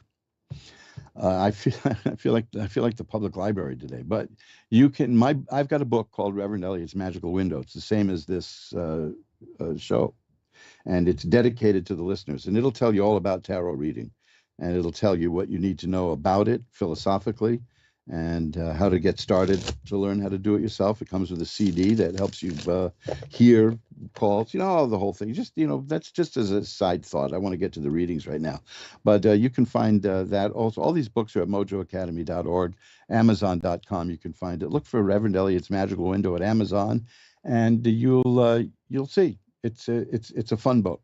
So let's do this. Let's get down to the readings. I'm going to ring a bell 3 times now to declare sacred space, which means no more lecturing. But I missed you guys. I had no one to talk to.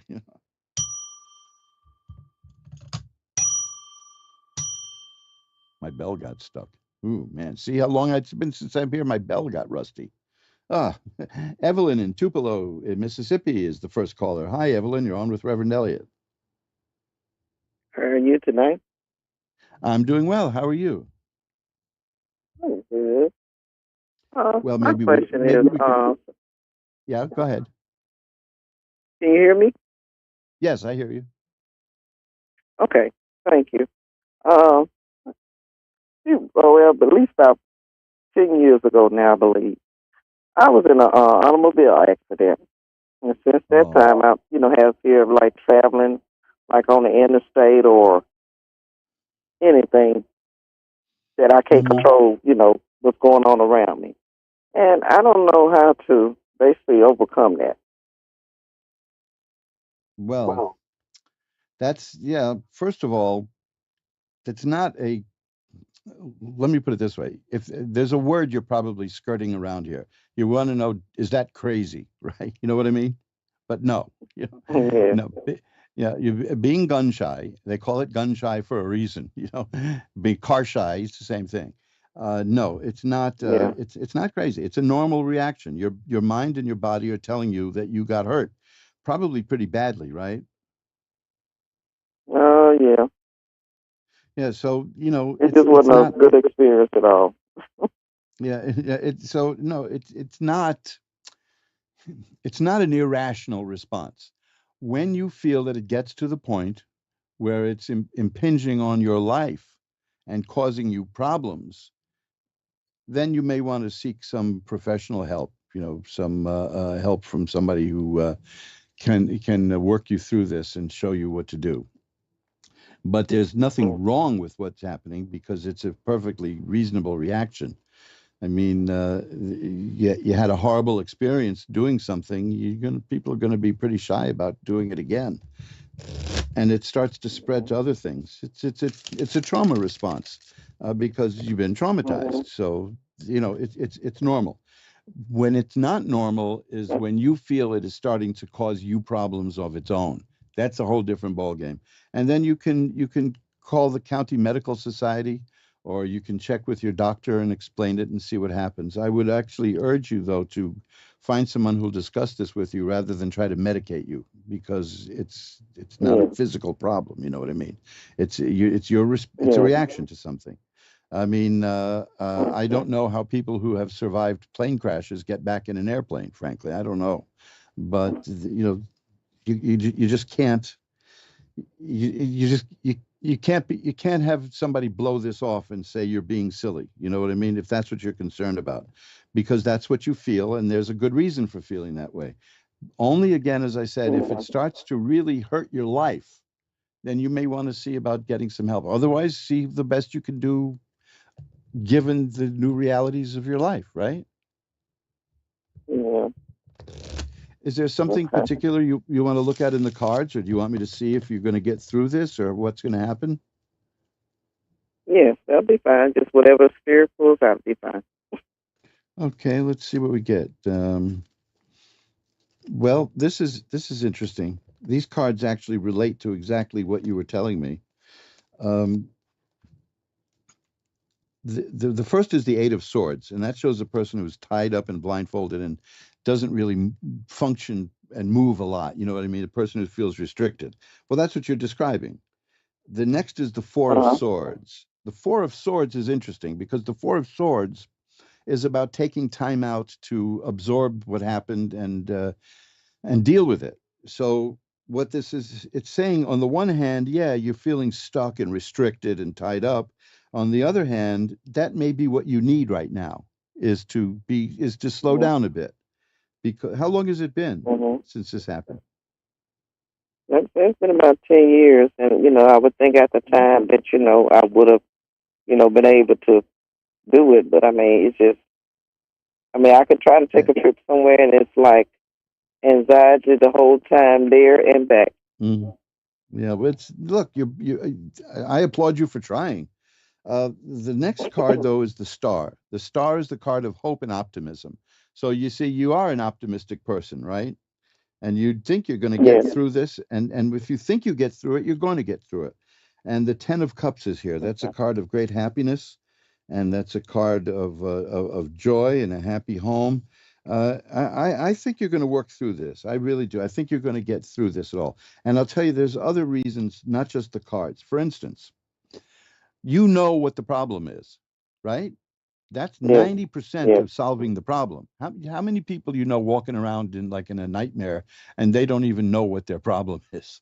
But that's what I like about people who call and ask a tarot reader for advice, is that you know what you're dealing with.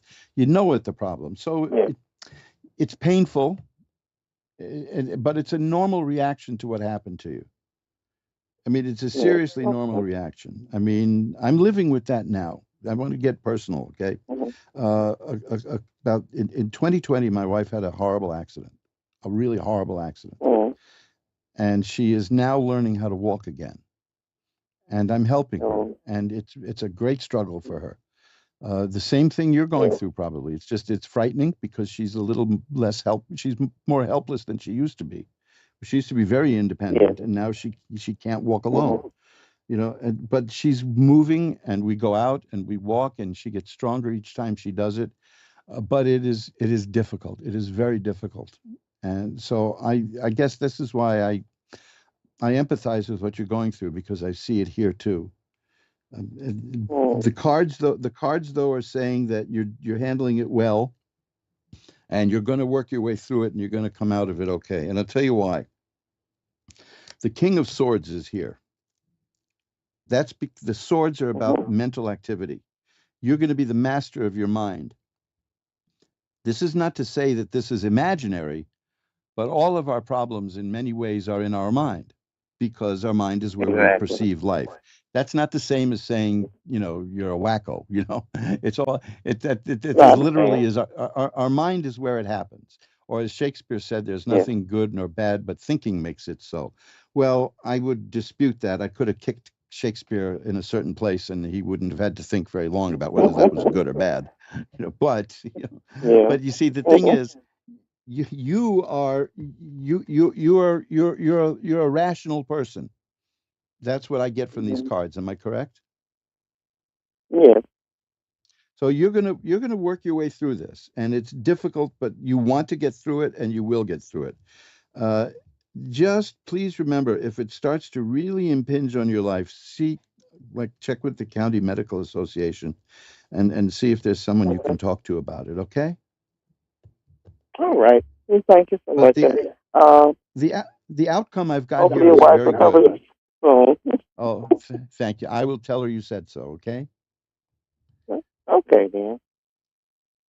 Thank you so All much right, for well, calling. thank you so much. All I'm right. going to Have a light good a night. I'm going to light a white candle for you after the show to spread some positive energy your way. How's that? All right. That's wonderful. Thank you so much. Bye bye now.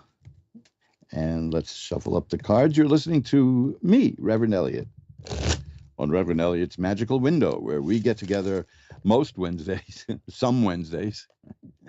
I was out for the last 3 months. That's the least three, because I did 2 shows since the end of February. That's it. But I got hundreds and hundreds of shows in the catalog, so I can fake it, right? And I just, it's so good to be back, and there's such positive energy. Even that call just now was radiating with positive energy, and that's the key to all of this. It's positive energy. That is a rather interesting idea, that we make our own problems in many ways, but that you can't say that literally. I mean, the first time I rode a 10-speed bike, I was amazed at how fast I was going, and I looked behind me to see the guy I was with, see how far back he was. And by the time I turned back to look in front of me, I was headed right for a tree in Central Park, good old New York City.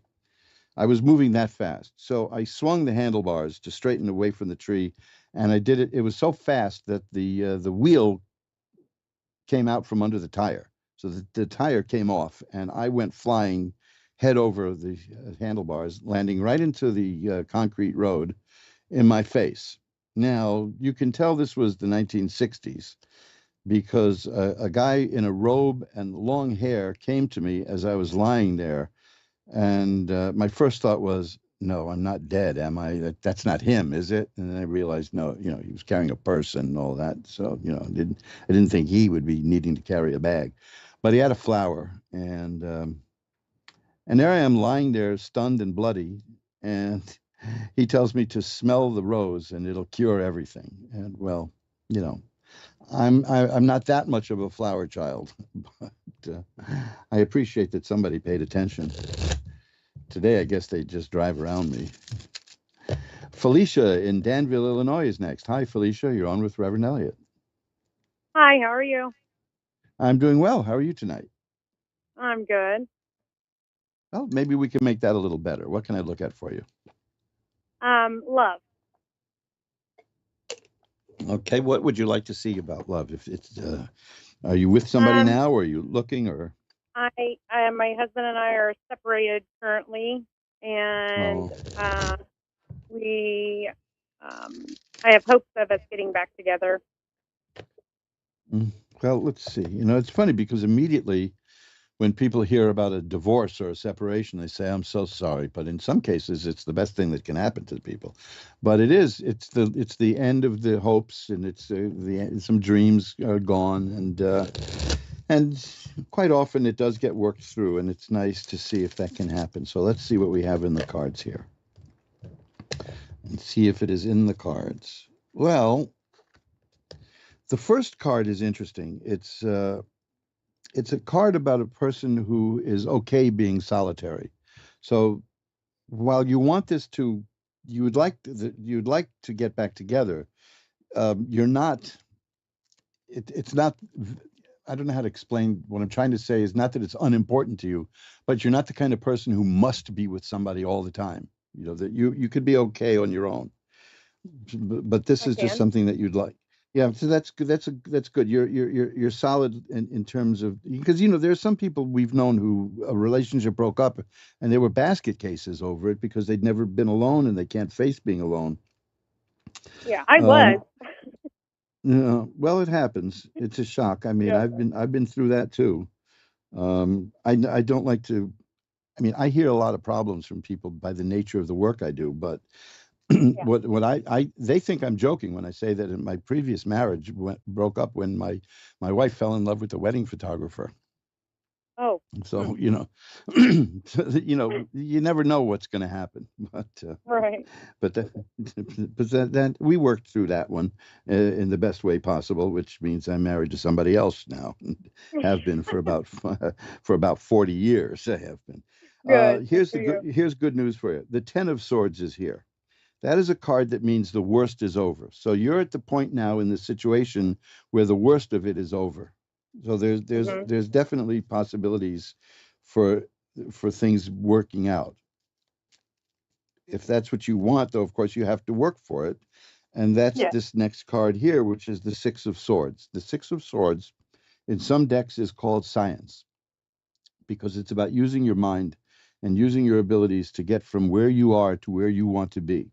It shows a person on a boat pushing the boat from rough waters to calm waters. A lot of people take that quite literally and say you're going to be moving or you're going to be taking a trip overseas, but on a larger level, it means that you're going to get yourself from where you are now to where it is you want to be. So whatever it is that you want, whether it's to get back or not to, you're going to work that out and you're going to get what you want. Here's a wonderful, wonderful card. It's the Ten of Cups. That's happiness. It's perfected happiness. That shows a happy family and a happy home and happy people. So it seems to me that now, whichever way you do this, that's what you're going to have in life. This is not to say go back to the person, don't go back, but go for what you want because whichever decision you make is going to be the right one, is what I see. Whatever decisions you make and whatever you work out, you're going to end up fine. You're going to end up really, really, really happy and well balanced. That's the key. Temperance Yeah. is the card here, which is there's something was out of balance here. But you were thrown off balance by somebody else being out of balance, but you're not going to be that way long. And so you're a resilient person who wants the relationship, but you don't need it. If you, that's what I was getting at. It's not a Yeah. needy thing. It's that it's what you would like. Right. I'm sure you have. There's time invested in it. There's memories. There's all kinds of things. But whatever I see, I do see. See, here's the Two of Cups, and then there's the Six of Rods. Those are important cards. The Six of Rods is about success. So, because I have no doubt that you'll be successful in what you do.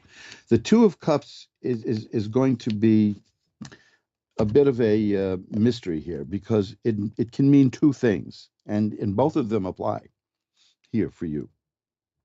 It means either a new relationship with somebody else, the beginning of a new relationship, or a relationship you're in that reaches a new level. Yeah. Again, that's followed up by the Sun, which is a card of healing and health and growth and happiness.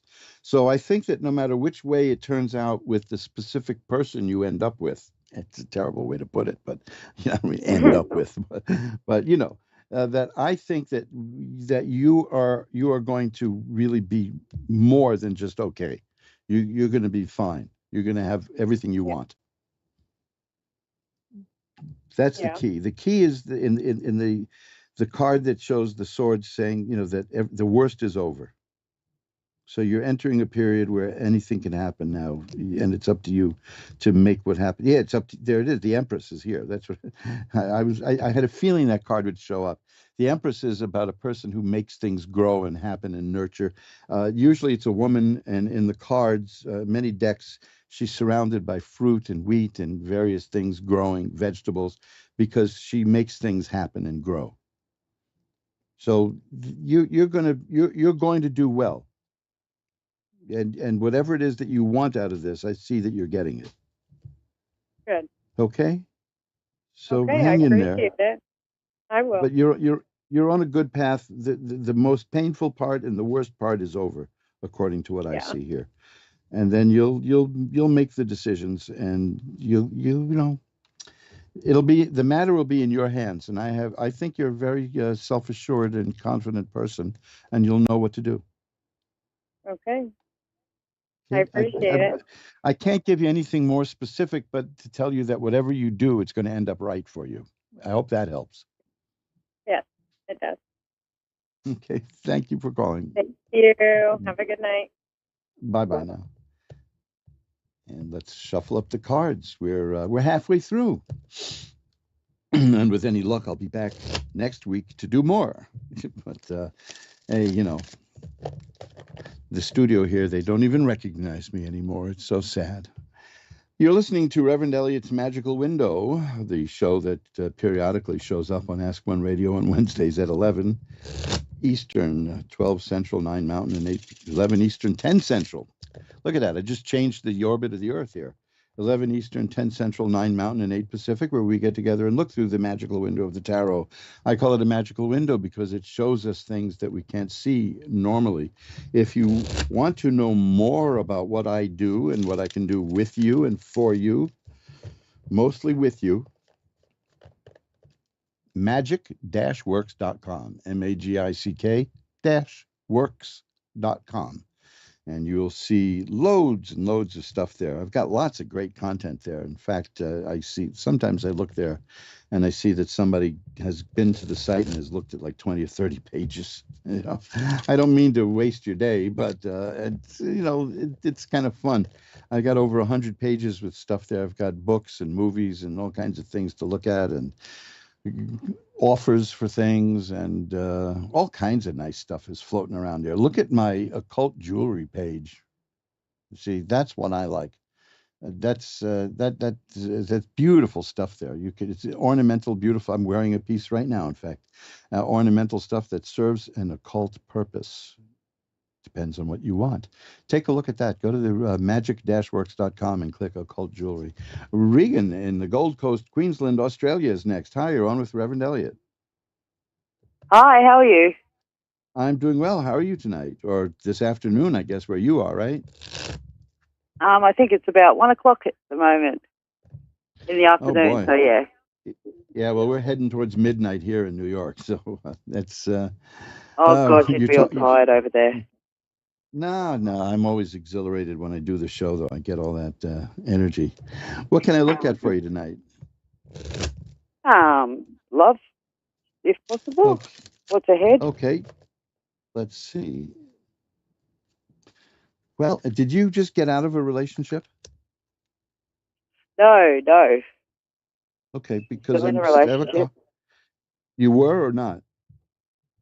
No, I am in a relationship. Oh, you are in one. Well, yeah.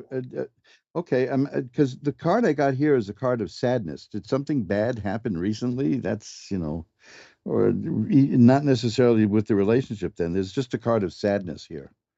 If that's sadness. wrong, No, nothing's happened lately. Okay, well then let me do this. Let me just shuffle the cards again, because if that's wrong, then we're heading off in the wrong track.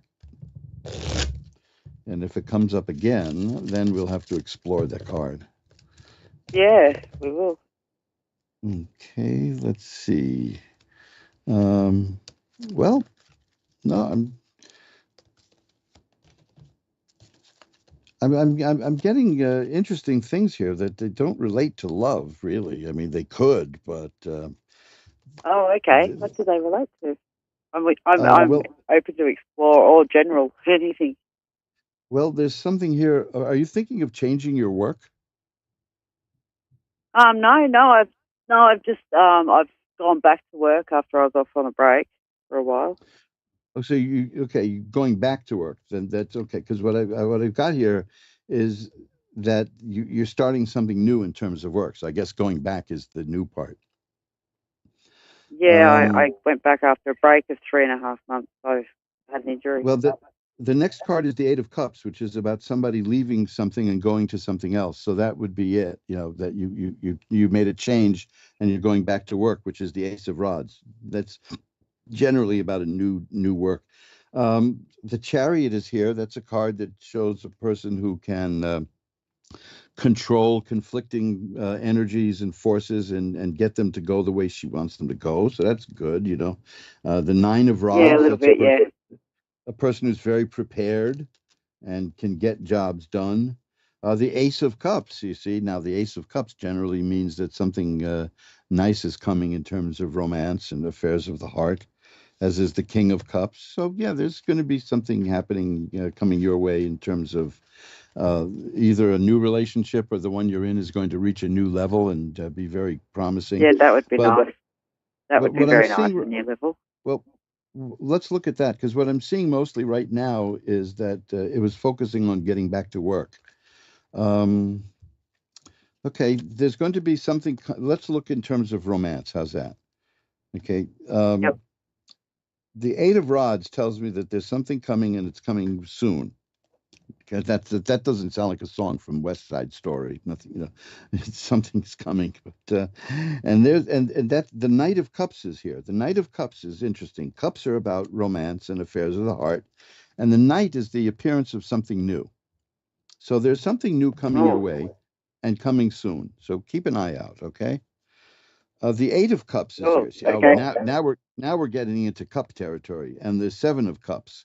It's going to be a very, what's the word I'm looking for, which I can keep it as clean as possible. It's going to be a very sensual relationship. You see, it's going to be very fulfilling and satisfying in terms of all the earthly delights, shall we say. And it's going to open your mind in many ways. That's that's what's coming.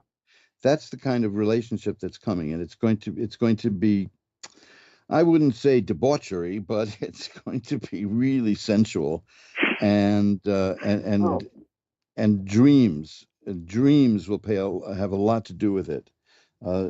Dreams and imagination. You'll see it coming before it hits you, okay? Because you'll sense it. That's the most I can see here, because then I get back to those two cards I had before about work. So for now, it seems that work is what's really on your mind. Yeah, yep, very much so. But what you asked about is coming, according to these cards, and it's coming soon. Yeah, just the change. And it's going to be really, what's the word I'm looking for? Fulfilling in a physical, sensual way. And then mentally and emotionally too. It's going to be very good. You're going to like it. You know, it's going to be something that you've been waiting for. How's that? Oh, yeah, good. Hopefully it's with the same partner, but we'll see, it's possible. I guess. Because this is why I got in trouble with that when I was really starting out reading. Because I said a new relationship is coming and this, blah, blah, and the person said, I'm married. And what are you talking about? And she got very mad at me. And I said, no, it could mean, and at this point, though, it sounds like a cop-out, like I'm trying to pull my chestnuts out of the fire. Said it can either be something new or a new level in what you've got now. So that's up to you. Okay. But I see it's going to be, there's not going to be anything practical about it. It's going to be all sensual. Okay. Oh, that's fine. That's fine. I can take that. Yeah. No complaints, right? That's exactly right. He can step it off a level. There you go. And now here I have the Page of Cups. I had the Knight of Cups before, and now I have the Page of Cups. The Knight is the appearance of something potentially new coming in. The Page is the definite appearance of it. So this is coming. These cards are telling me that it is coming. So you're going to be in for a fun time soon. Oh, I've been waiting long enough. Yeah, well, there you been go. waiting a while. So the awakening moment of him. You can let me know if you want, because my email is asktarot@earthlink.net, and I'm easy to find. You can just do a web search for Reverend Elliot's Magical Window, and you'll find me. So let me know how it's going, okay? I will, absolutely. Thanks for calling. Thank you. Thank you. Bye-bye. And we'll shuffle up the cards. That's how the tarot card can work sometimes. You ask about one thing, ask about love, but I got those cards about work. And then we see that she just started a new job and, well, you know, went back to a job, but that's essentially a new thing. So that was what was on the mind, but that doesn't negate the question, and we can look deeper and do that. I have a new reading that's coming up now. I'm going to be teasing about that, but I'm going to be offering a reading that nobody else can do. How's that? I mean, they can try, but nobody else can do it. I'm going to be making a special offer for the Ask One Radio listeners. Everybody else going to pay full price, but you can't. Lee, hey, you wanted something? Speaking of full price, I'd like something free. All of you. I don't care how many it takes. All of you can get it free. There's something free that I'm offering free, which is a birth chart. I love doing them. Just get over to magic-works.com and look at the free birth chart thing there and fill out the form, and I will send you back a free birth chart. You'll have all kinds of information. Not in, you know, you can do it for you or you can do it for somebody else. I will be more than happy to do that, and I just email it right back to you, and you can print it out, and there you have it. And the cost is nothing because I like doing it. You know, you can't charge everything you do. You can't keep charging people for everything. Somewhere you got to give a little, and that's what I give. So you can get your free birth chart by going to magic-works.com and asking for it. That's all it takes. Free birth chart. Cassandra in Minnesota is next. Hi, Cassandra. You're on with Reverend Elliot. Hi, how are you? I'm doing well. I'm glad to be back. How are you? I'm good. I'm great. Very happy to be on. Well, glad to have you here. What can I look at for you? I was hoping to get a reading on my finances. Okay, this is the part where I'm supposed to say, yes, I know, but I didn't know that. You know?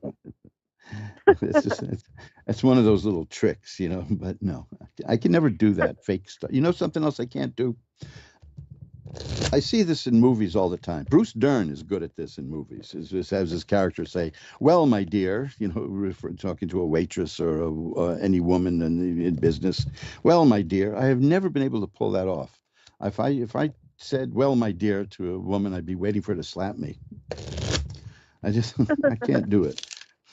And I can't do these little jokes that tarot readers are supposed to, you know, yes, I know, the spirits have told me. No, that's garbage. So exactly what is it you'd like to look at in this regard? I was just curious to see if my finances would be changing for the better in the future within the next 6 months to a year. If I had more money coming in. Yeah, you know, wow. The moment you said more money coming in, the card I pulled out was the 10 of coins. And that is an excellent card. First of all, let me tell you that, yes, you've had some money problems. Now, you don't need to be a tarot reader to know that. First of all, you're asking me about this, and we've all had money problems recently. But the first card I have is the 5 of coins, and that's a card of money problems. The next is the 2 of rods, and that's got to do with waiting for something to ripen and waiting for something to happen. The plans and progress coming. The magician, now there's a good one. That's a person who can take spiritual power from above and make it work down here. So you're good that way. The key, though, is the next card, which is the Wheel of Fortune. That means that the situation is going to change. Now, this is where that 10 of coins comes in, because the 10 of coins is a lot of money coming in. The 4 of coins shows that you know how to hold on to money and work with money and and deal with the money. That's a card. A lot of people think it means that a person is cheap, but it really means that you know how to make the money work and you know how to hold on to it. And then the next is the 10 of cups. So you have the 10 of coins and the 10 of cups, and those are cards of happiness. 10 of coins refers to money in a happy way, and a lot of it. and the 10 of Cups is a happy home. I think that's the third time I got that card for a reading tonight. So according to this, the situation you're in now is going to change. There's going to be money coming in. You're going to know what to do with it so that it, here's another one. It's the Two of Coins. That's a, see, look, you mentioned money and all the coins show up here. Two of Coins is a person who knows how to juggle money and can use possibly credit to get more money. But the point is, between the Two of Coins and the Four of Coins, you're good with managing money. You can make it grow. And according to this, you are going to, there's going to be some money coming your way. Maybe not a whole heck of a lot, but enough that you can do something with it and make it happen and make it grow and work. Here you go again, the Page of Coins. You see all the coin cards are showing up. The Page of Coins is the appearance of money. So yes, the cards are saying definitely money will be appearing in your life, and it'll be appearing in there soon because of the Wheel of Fortune, which means that things are changing now, and it's changing for the better. Now, that's a long way from the Five of Coins, which shows a couple of people starving in the street in rags. Now that doesn't mean that's what happened with you, but that's just the symbolic nature of it. And you're starting with that, and you're ending up with the 10 of Coins and the 10 of Cups and the Page of Coins and the Four of Coins and the Two of, you see, all those coin cards are telling me that there's money coming your way and that you know what to do with it. I've had cards that showed me for people that money is coming their way and they don't have a single idea what to do with it, and they're going to end up losing it. But no, you're not. Okay. No, and I've been trying to manifest different ways to bring in money for my finances because I want to try to open up a Reiki and yoga studio. So I have plans with the money as soon as it comes in. I got bigger things that I want to do with it to give to the community. So this is just amazing confirmation that it's coming. That is in keeping with the cards I got. Let me give you some earthly practical advice. If you're going to set up a Reiki and yoga studio, get insurance. Yep. Okay. Insurance. I mean, a lot of people forget about that. But I knew somebody who started a yoga thing, and somebody fell off the table, and that was a nightmare because she didn't have insurance. And you should, you got to have insurance for this. It's just. That's a practical side. But you see, I can tell by this that you're very practical because I've got here the Six of Swords, ideas. Swords are thought, mental activity, and ideas. And the Six of Swords, which I had earlier also for somebody, is about getting from where you are to where you want to be. If you look at those cards, in most decks, it shows a person piloting a little boat, moving that boat from rough waters to smooth waters. So the nature of the transition is positive, that you're going to go from where you are to where you want to be through your own efforts. And that's, that's pretty good. Now, you're going to do what you want to do, and you're going to do it well, but you're a very creative person, and you may come up with some ways to do things that other people might think is kind of sneaky, but it's not. It's just that you're a very clever person. Am I right? Yes. Okay, so don't let it, if people want to put you down for that, don't let them, because you know how to do what you want to do, and you know how to, you're not a bad person. I'm getting nothing bad here, but I'm getting cards that show that your mind is really active in a positive way, and you said you're manifesting. That's exactly it. You're the kind of person who uses her mind to get the things to show up. Now, a lot of people think that that's a bunch of new age baloney. However, I'll tell you this. I studied this in the 1970s, in the 70s, back before many people were born. And the one thing that highly successful people all had in common, I interviewed loads of people. The one thing they had in common was they saw themselves doing what they were doing before they were able to do it. They could picture themselves doing it. Now, that sounds simple because, if you don't see yourself doing it, you're not going to do it. but that's really the way it works. That's why it was so funny to me when The Secret came out, because The Secret was nothing more than that, which is to visualize it and know it. Well, I've got to run. I got like not even a minute to go, but your future is going to be really good. In fact, it's going to be life-changing for you. Okay, I have a you. card here that says you are entering a new phase of your whole life. So that's going to be great. Okay. Now, when you get the Reiki stuff going and the yoga stuff going, you can contact me at asktarot@earthlink.net or through Ask One Radio, and I will be glad to promote your business on my website because I have a list of links for people. And I'll be happy to do that. I've got to run. I've got 10 seconds left. So bye-bye now. Thank you so much. Bye. My pleasure. Bye. That's it. That's it. We've hit the roadblock. Yeah, see, that's us hitting it. So I see you again next week. Remember, until next week, time flies. It's up to you to be the navigator. Bye-bye now.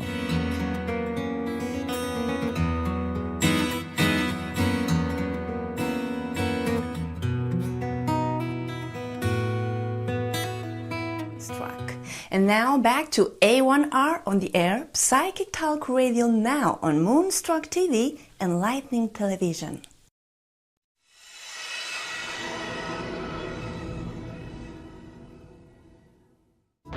Hello everybody and welcome to Understanding Spirit. We're going to continue with our development for a few more weeks, and then I will be jumping into doing readings for all of you. Today, I'm going to talk to you about past lives. We're going to do a very quick meditation at the end to see if you get anything. You can have a play around with it, see if you see yourself or if anything can make any sense to you. A lot of the traits that we have in our lives, in our current life, a lot of times do stem from past lives, and certainly even fears, phobias, people we don't like instantly or people that we gravitate to instantly can all come from past life experience. For me, when I'm doing readings, a lot of times past lives do come up. A fear that I personally have is with cruise ships. I am 100% sure that I was on the Titanic and it sunk, as we all know. And so you never want to go on a cruise with me, I suppose, because I have this fear that if I was ever on a cruise, it would sink. I stay away from them. I don't want to know about them. My husband wants to go on one, and I am determined that I'm not going to go on one. I really do need to have a look at that past life and just to understand it more. It came upon me all of a sudden. I was 40 years old. I used to love the beach, the water. I had no problem, swimming out far and whatever. And all of a sudden, I just saw myself as shark bait, basically, and I had a fear of drowning and whatever. So sometimes these things do come up, and they are from past lives, especially when they haven't been a part of your life. These feelings, any sense of claustrophobia or, things like that you hadn't experienced before. So they're always good to get to the bottom of. There was a woman that I did a reading for, and when I looked into her past life, she did not want to know anything about money at all. She didn't want money in her wallet. And it wasn't because for convenience. She wanted cards. She was an older lady. She just did not want to have money in this life. When I read for her, it came out that in a past life, she was an author. She had published a book that cost a lot of people their lives, and she did make a lot of money out of it. And in this life, she was just adamant. She just wanted to live a very simple, plain life with minimal luxuries, and that had